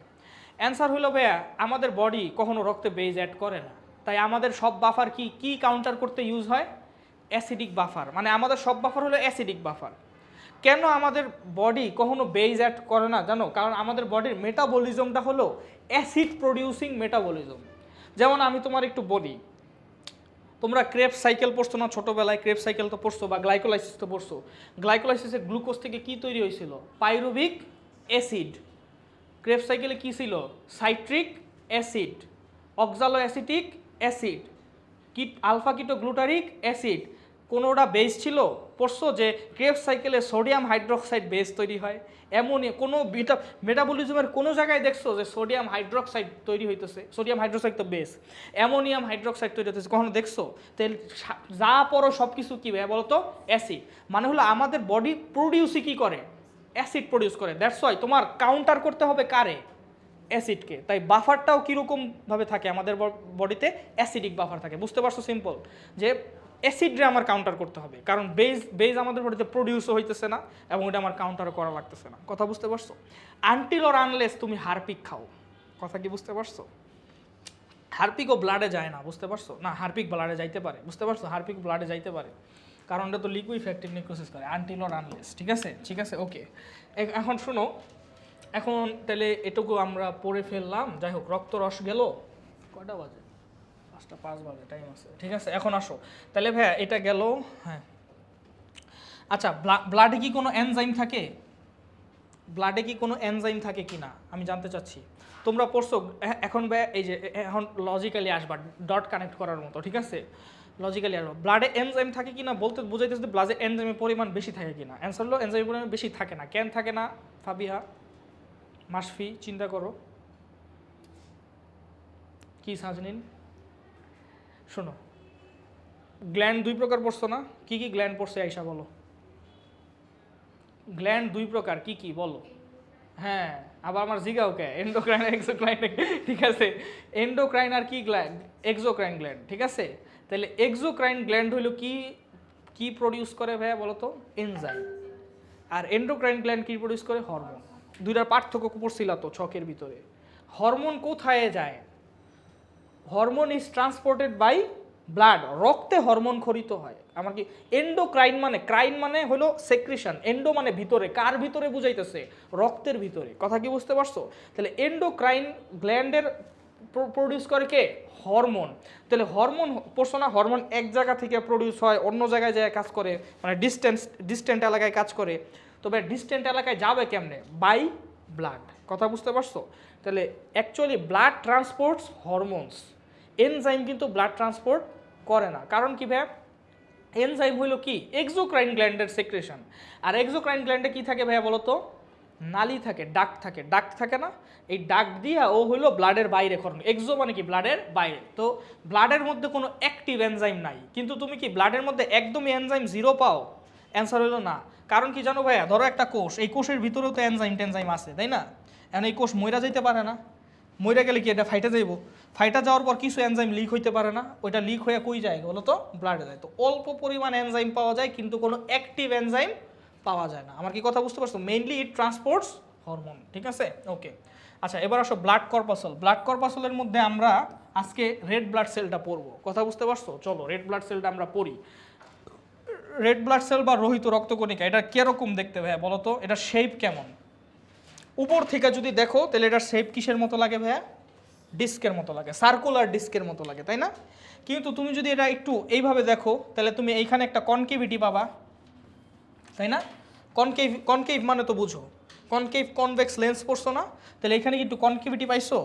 আবার তুমি যদি এইভাবে দেখো তাহলে এখানেও আবার কি পাবা? একটু কনকেভিটি পাবা। তার মানে কি এটার দুই সাইডেই কি? দুই সাইড থেকে চাপা, দুই সাইডেই কি? কনকেভ। তাই এটারে বলে বাইকনকেভ।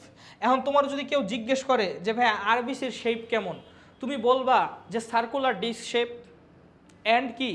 বাইকনকেভ। মানে দুইটাই হলো আরবিসি শেপ। তুমি যদি উপর থেকে দেখো তাহলে এটা কি হবে? Circular disk. আর এইভাবে তুমি দেখলে দুই সাইডে দুইটা কনকেভ, তাহলে তোমার আরবিসির শেপ হবে বাইকনকেভ ডিস্ক।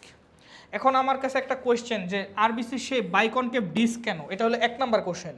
2 নাম্বার কোশ্চেন হলো আরবিসির শেপ বাইকনকেভ ডিস্ক হয়ে লাভ কি? সিগনিফিকেন্স কি? কথা কি বুঝতে পারছো? এটা হলো 2 নাম্বার কোয়েশ্চেন। এখন কথা হলো কেন আরবিসির শেপ বাইকনকেভ ডিস্ক কেন? এটার আনসারে আমাকে কে দিবে? একটু চিন্তা করে আনসার দাও। চিন্তা করো, কেন আরবিসির শেপ বাইকনকেভ ডিস্ক হয়? অনলাইনে কেউ আনসার দিবা? আচ্ছা, ওকে, আমি বলি, শোনো। ধরো এই যে একটা সেল, সেলের নিউক্লিয়াস কই থাকে মৌপিয়া?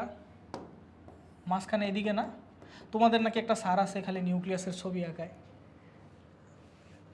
আর না, এটা মানে বাংলা মিডিয়ামে, বুঝতে পারছো? হ্যাঁ, খালি নিউক্লিয়াস, কয়েকটা স্যারের কিছু সিগনেচার আছে, বুঝছো? ধরো ঢুইকে খালি ওই ব্যাপারেই আলাপ করবো। বুঝতে পারছো? ঠিক আছে, আচ্ছা এখন শোনো, এখন দেখো এটা হলো নিউক্লিয়াস, তাই না? আরবিসিতে কি নিউক্লিয়াস থাকে? থাকে না। এই সেলের মাঝখানে নিউক্লিয়াস থাকে। এখন ভাইয়া তুমি যদি নিউক্লিয়াসটা সরায় দাও, তাহলে এটা এখানে একটা ভ্যাকিউম ক্রিয়েট হওয়ার কারণে তোমার আরবিসির শেপটা কি এরকম বাইকনকেভ হয়ে যায়। কারণ কি? আর তাহলে দেখো আরবিসি বাইকনকেভ, এটা একটা ডট, আবার আরবিসিতে নিউক্লিয়াস থাকে না, এটা আরেকটা ডট, তাহলে দুইটা ডট কানেক্ট করো। কথা কি বুঝতে পারছো? আরবিসিতে কি নিউক্লিয়াস থাকে না দেখে এটা কি হয়ে যায়, বাইকনকেভ হয়ে যায়। আরবিসিতে নিউক্লিয়াস তো থাকেই না, তাহলে কি ভাই গলগি বডি থাকে, এন্ডোপ্লাজমিক রেটিকুলাম থাকে কিনা আমি জানতে চাচ্ছি। কি হয়েছে? আজকে বই কিনতে গেছিলা? না, আজকে বই যাইনি তো, এক তারিখে যাবো। আচ্ছা, আমার একটা বই লাগতো না। ওকে ভাই, থ্যাংক ইউ। শুনো তাহলে ভাইয়া বুঝো, তাহলে আরবিসিতে কি কোনো সেলুলার অর্গানালি থাকে? মাসফি, তোমার কি ঠান্ডা লাগতেছে? বেশি ঠান্ডা লাগলে বইলো, হ্যাঁ। আচ্ছা, তাহলে আরবিসিতে কোনো সেলুলার অর্গানালি থাকে কিনা আমি জানতে চাচ্ছি, মানে গলগি বডি, রাইবোজোম, নিউক্লিয়াস, মানে নিউক্লিয়াস তো থাকে না, তাহলে গলগি বডি, তারপরে কি বলে তোমার, Golgi body, endoplasmic reticulum, ribosome, ঠিক আছে, এইসব ভংচং এগুলো কি থাকে কি থাকে না আমি জানতে চাচ্ছি। মানে কি কি থাকে কি কি থাকে না আমাকে বলো। অ্যান্সার হলো আরবিসিতে কিছুই থাকে না, কোনো সেলুলার অর্গানালি কি থাকে না। আমার কি কথা বুঝতে পারছো? এখন আমি বললাম নিউক্লিয়াস থাকে না এবং অন্য কোনো সেলুলার অর্গানালিও থাকে না। এখন আমার কোশ্চেন হলো আরবিসিতে কোনো সেলুলার অর্গানালি কেন থাকে না? দিস ইজ মাই কোয়েশ্চেন, চিন্তা করো তো।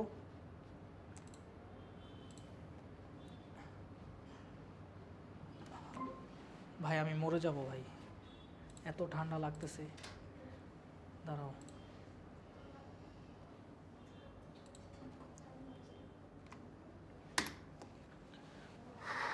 একটু যাই সিম্পল, হ্যাঁ।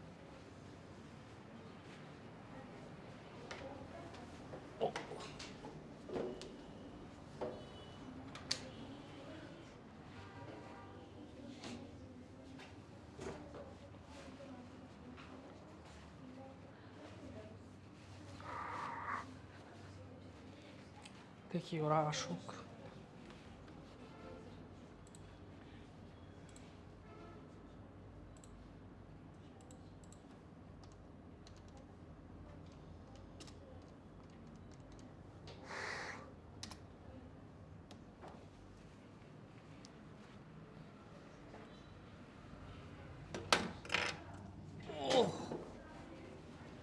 কাম অন, কোথায়?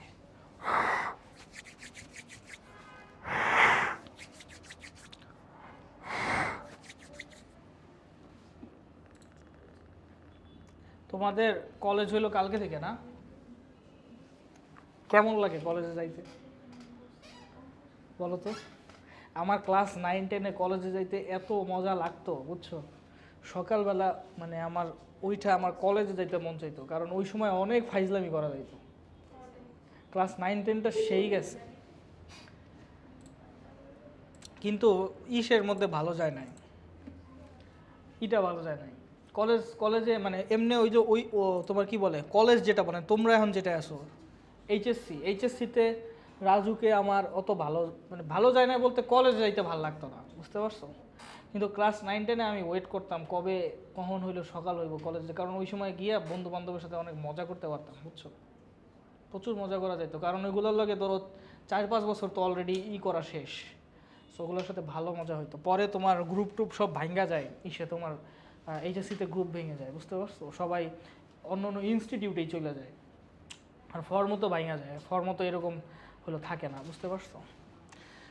ভালোই হয়েছে ভাই, ওই গ্রুপ না ভাঙলে আমি আর চান্স পাইতাম না, ঠিক আছে, ফাইজলামের উপর দিয়ে যাইতো।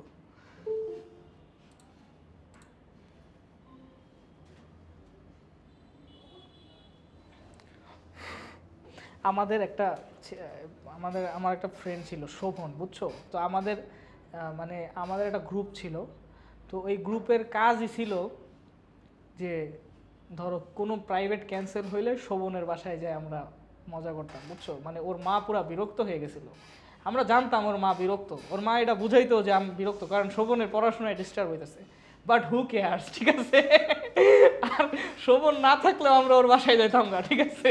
মানে শোভন নাই, বাট আমরা এখন কিছু করতে হবে বলছো। ওর বাসার একটা রুমই ছিল, ওই যে ওখানে আমরা বসে করতাম, মিটিং করতাম, বুঝতে পারছো। শোভন চলে গেছে। ও এরপর কাহিনীটা কেন বলতো, এরপরে শোভনের মা এখান থেকে বাসা শিফট করে ফার্ম গেট নিছে যাতে আমরা না আসি, বুঝতে পারছো। এ হলো অবস্থা। আন্টি বিরক্ত হয়েছিল অনেক।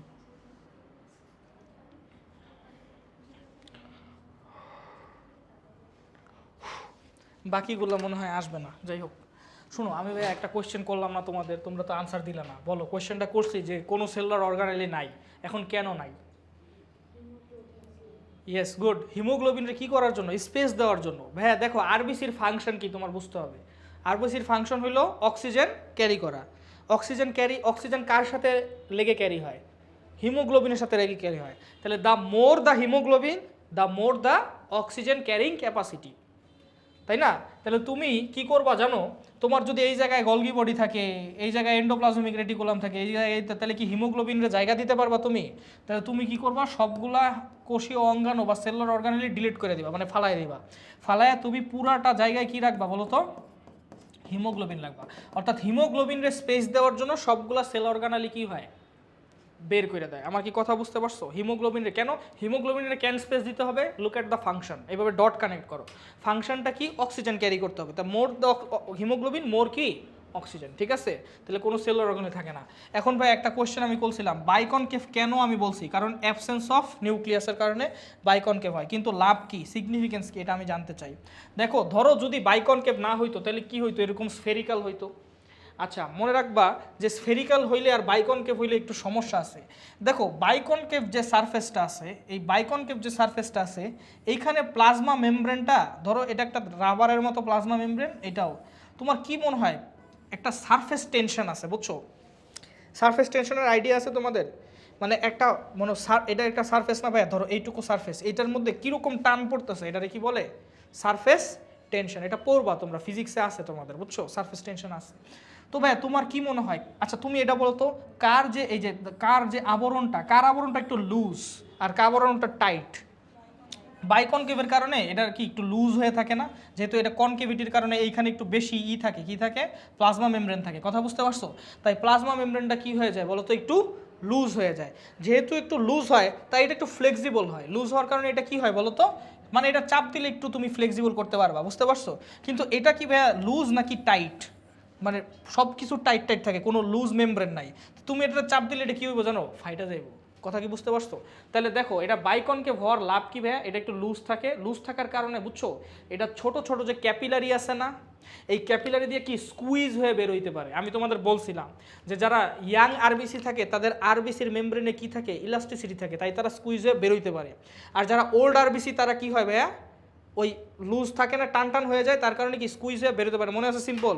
এরপরে আটকায় যায় সাইনোসয়েডাল ক্যাপিলারিতে, এরপরে কি কাফফার সেলাইসাইগুলোর কি করে, খায় ফেলে। মনে আছে?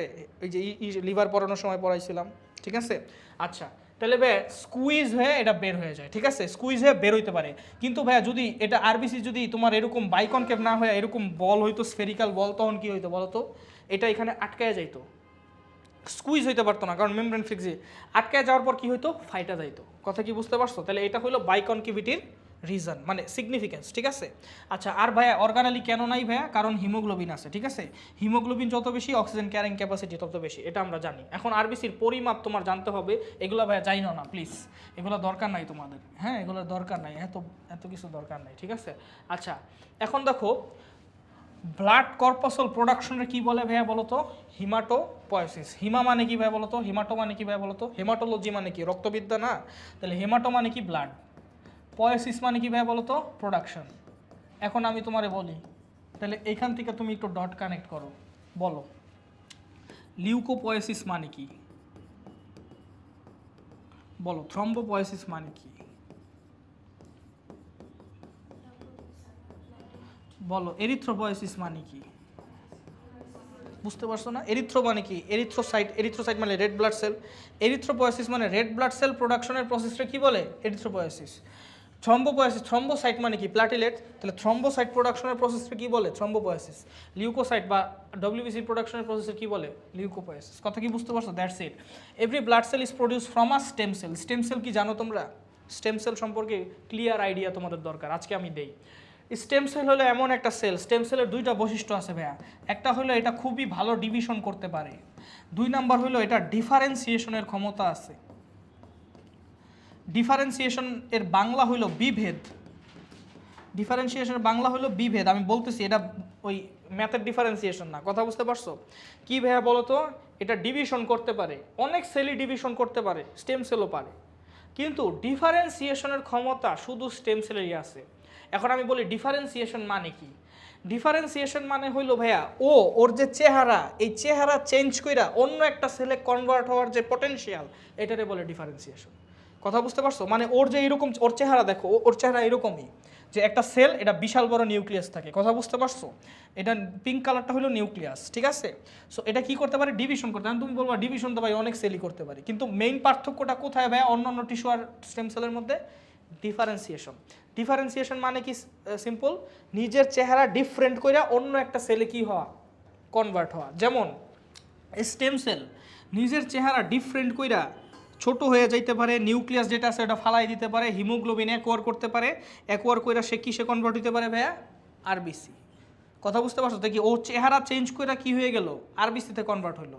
তাহলে এটারে বলে প্রসেস অফ ডিফারেন্সিয়েশন। কথা কি বুঝতে পারছো? স্টেম সেল থাকা অবস্থায় কি ওর চেহারা চেঞ্জ করছে? না।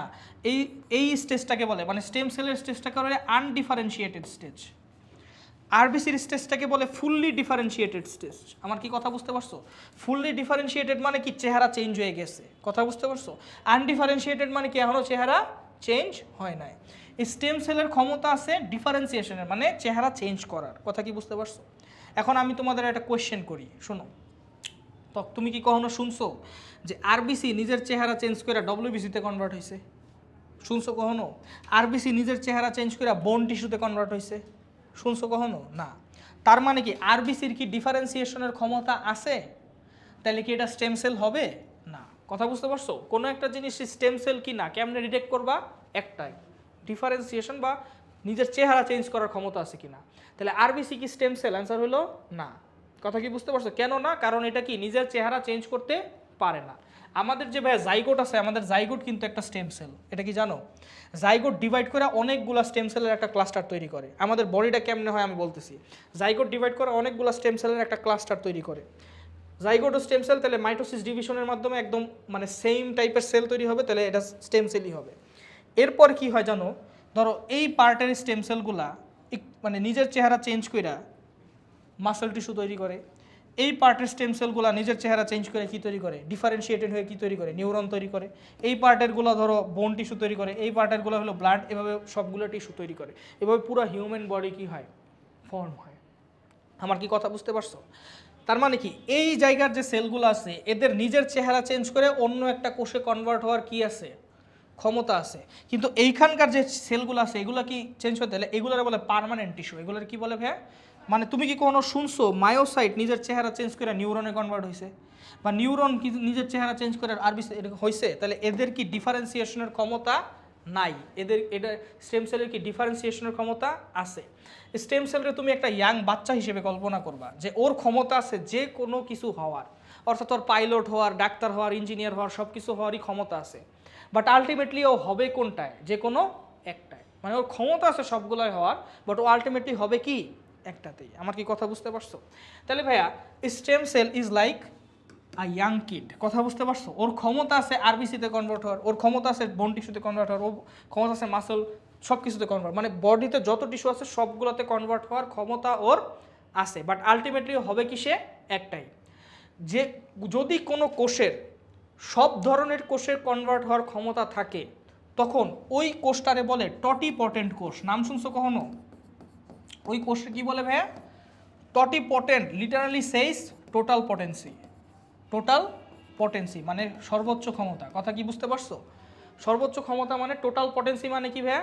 ওর ক্ষমতা আছে যে কোনো টাইপের কোষে কনভার্ট হওয়ার। তাহলে স্টেম সেল কী ধরনের সেল? টটিপটেন্ট সেল। কথা কি বুঝতে পারছো? বাট আলটিমেটলি ও কিসে কনভার্ট হবে? একটাতেই। কথা বুঝতে পারছো? এখন ভাইয়া এই স্টেম সেলটা কীভাবে বুঝবে আমার কোনটাতে কনভার্ট হওয়া লাগবে? অর্থাৎ এইখানে যে স্টেম সেলগুলো আছে এই মাঝখানেরগুলো কেমনে বুঝলো আমার নিউরনেই হওয়া লাগবে, বোনসে হওয়া যাবে না? ও কেমনে বুঝলো যে আমার মাসেলেই হওয়া লাগবে, নিউরনে হওয়া যাবে না? কিভাবে বোঝে? এই স্টেম সেলের উপরে দেখছো অনেকগুলো রিসেপ্টর আছে, এগুলো হলো বিভিন্ন ধরনের কেমিক্যালের জন্য রিসেপ্টর। এখন ধরো এরিথ্রোপয়েটিন নামের একটা কেমিক্যাল আছে। কি নাম ভাইয়া বলো তো? এরিথ্রোপয়েটিন। এটা একটা কেমিক্যাল, এটা একটা কেমিক্যাল মানে প্রোটিন। কথা বুঝতে পারছো? এরিথ্রোপয়েটিন কি করে ভাইয়া? নামে দেখি বুঝতে পারতেছো, এরিথ্রোপয়েসিস করে। কথা কি বুঝতে পারছো? অর্থাৎ আরবিসি প্রডিউস করে। এখন এই এরিথ্রোপয়েটিন যদি আইসা ভাইয়া এই রিসেপ্টরে লাগে, তাহলে এটা কি ডব্লিউবিসিতে কনভার্ট হবে, মাসলে কনভার্ট হবে, কিসে কনভার্ট হবে? এটা আরবিসিতেই কনভার্ট হবে। বুঝতে পারছো? তার মানে একটা স্টেম সেল কিসে কনভার্ট হবে, that is decided by chemical messengers. বুঝতে পারছো? অর্থাৎ যদি তোমার বডিতে এরিথ্রোপয়েটিনের লেভেল বাড়ে, তার মানে কি তোমার বডির ওই আমাদের স্টেম সেলগুলো বোন ম্যারোতে থাকে, বুঝছো? তো ওই বোন ম্যারোতে কি এরিথ্রোপয়েটিন বেশি যাবে, অ্যান্ড বোন ম্যারোতে যে স্টেম সেলগুলো আছে ওগুলো তখন বেশি কি আরবিসিতে কি কনভার্ট হবে, ডিসাইড।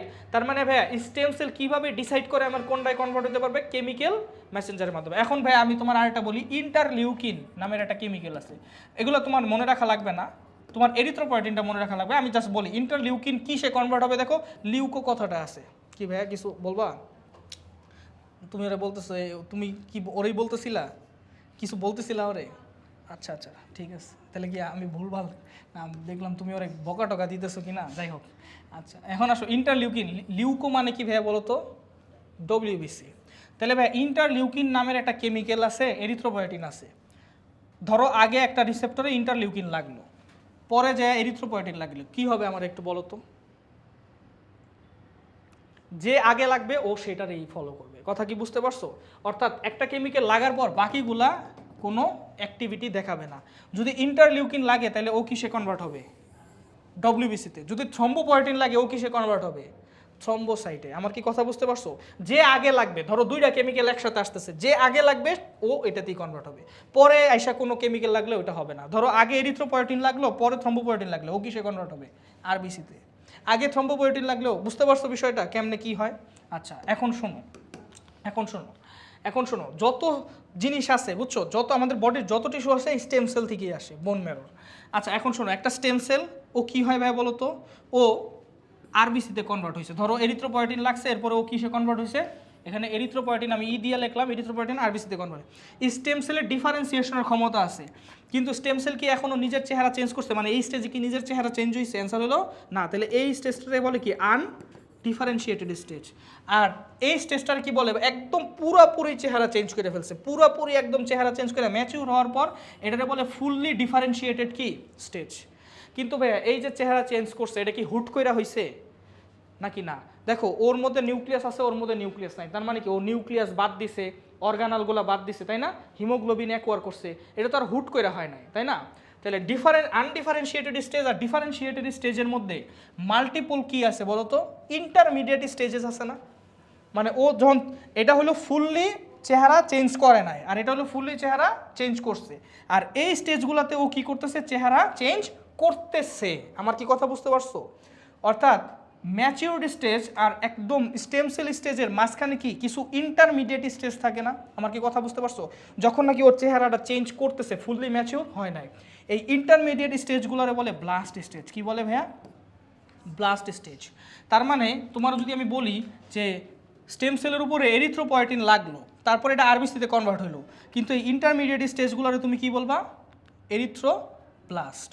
অর্থাৎ ও নিউক্লিয়াস বাইট করতেছে আর হিমোগ্লোবিন অ্যাকোয়ার করতেছে, আর একদম যখন ফুললি চেহারা চেঞ্জ হয়ে যাবে ওটারে কি বলবা তুমি? এরিথ্রোসাইট। তেমনই ভাইয়া যদি বোনসের জন্য কোনো কেমিক্যাল লাগে, তখন এইটা কি হবে? একটা ব্লাস্ট স্টেজ হবে আর একটা কি হবে? Site stage. যেটা একদম ফাইনাল ওইটারে কি বলবা? বোনসের সেলের নাম কি বলো তো? অস্টিওসাইট। তাহলে এই ইমেচুর স্টেজটা কি হবে বলো তো? অস্টিওব্লাস্ট। তাহলে সবগুলা ভাইয়া একদম সেম প্যাটার্নেই ক্রিয়েট হয়, বুঝছো? প্রথমে স্টেম সেল, পরে ব্লাস্ট সেল, পরে কি? সাইট। কথা কি বুঝতে পারছো?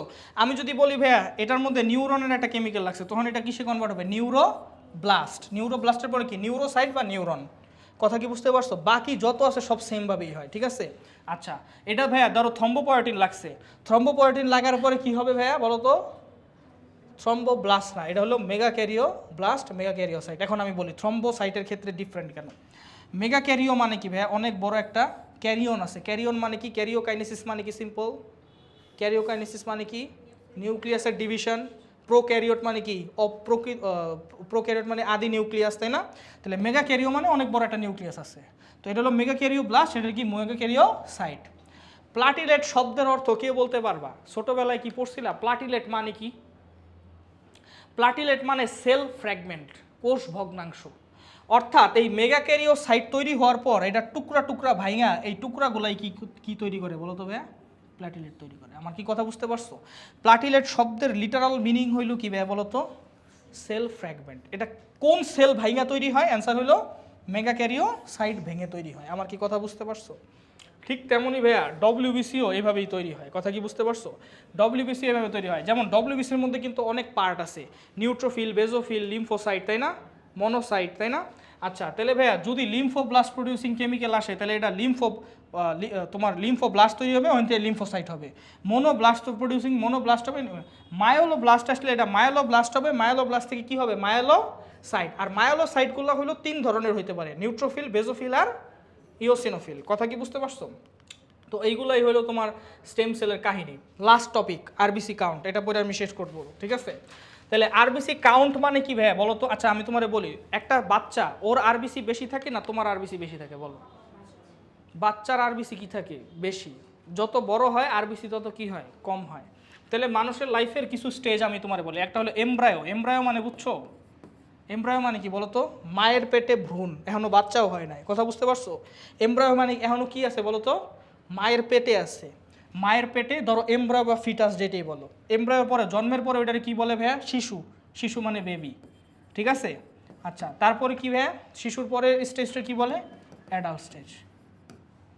তুমি শুধু একটা জিনিস মনে রাখবা যে এমব্রায়োর কত থাকে? এমব্রায়োর হলো 90 লাখ থাকে, 90 lakh per cubic millimetre, 90 lakh থাকে। এর পরের প্রত্যেকটা স্টেজে তুমি 20 করে কমাবা। কি করবা? 20 করে কমাবা। আমার কি কথা বুঝতে পারছো? তাহলে বলো তো ভাইয়া, এমব্রায়োর যদি প্রতি কিউবিক মিলিমিটারে 90 লাখ আরবিসি থাকে তাহলে বেবির কত থাকবে? 70 লাখ থাকবে। আর অ্যাডাল্টের কত থাকবে ভাইয়া? 50 লাখ থাকবে। এখন অ্যাডাল্টের মধ্যে আবার 2 জন আছে, একটা হলো কি মেল আর একটা হলো কি ফিমেল। মেলের বেশি থাকবে না ফিমেলের বেশি থাকবে ভাইয়া বলো তো? ফিমেলের তো আমরা সবই কম কম দিই, তাই না? স্টিক টু কিচেন, তাই তো? ঠিক আছে। আচ্ছা, তাহলে মেইলের হইলো ভাইয়া বেশি থাকে আর ফিমেলের কি কম থাকে, বুঝতে পারছো? মেইলের হইলো 50 লাখ দিবা আর ফিমেলের কমাই দিবা স্টিক টু কিচেন কত? 45 লাখ, ঠিক আছে? বুঝতে পারছো? ফিমেলের একটু কমাই দিবা। ফিমেলে কম থাকার কারণ কি আমার একটু বলো তো? ফিমেলে কম থাকার কারণ কি? একটু লজিক দাও।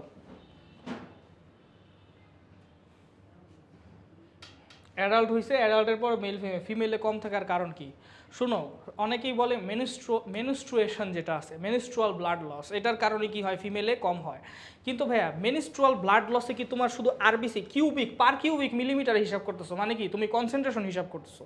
এখন মেনিস্ট্রুয়াল ব্লাড লসে তো ভাইয়া তোমার আরবিসিও যায় অ্যান্ড প্লাজমাও যায়, দুইটা সমান পোর্শনে যাইতেছে না? তাহলে পার কিউবিক মিলিমিটারে তো কোনো চেঞ্জ আসতেছে না। অ্যাকচুয়ালি ভাইয়া ইস্ট্রোজেন ইজ দ্য মানে কালপ্রিট। ইস্ট্রোজেন হইলো কি করে বলো তো? ইস্ট্রোজেন হইলো তোমার আরবিসি সিনথেসিসরে কমায় দেয়, বুঝতে পারছো?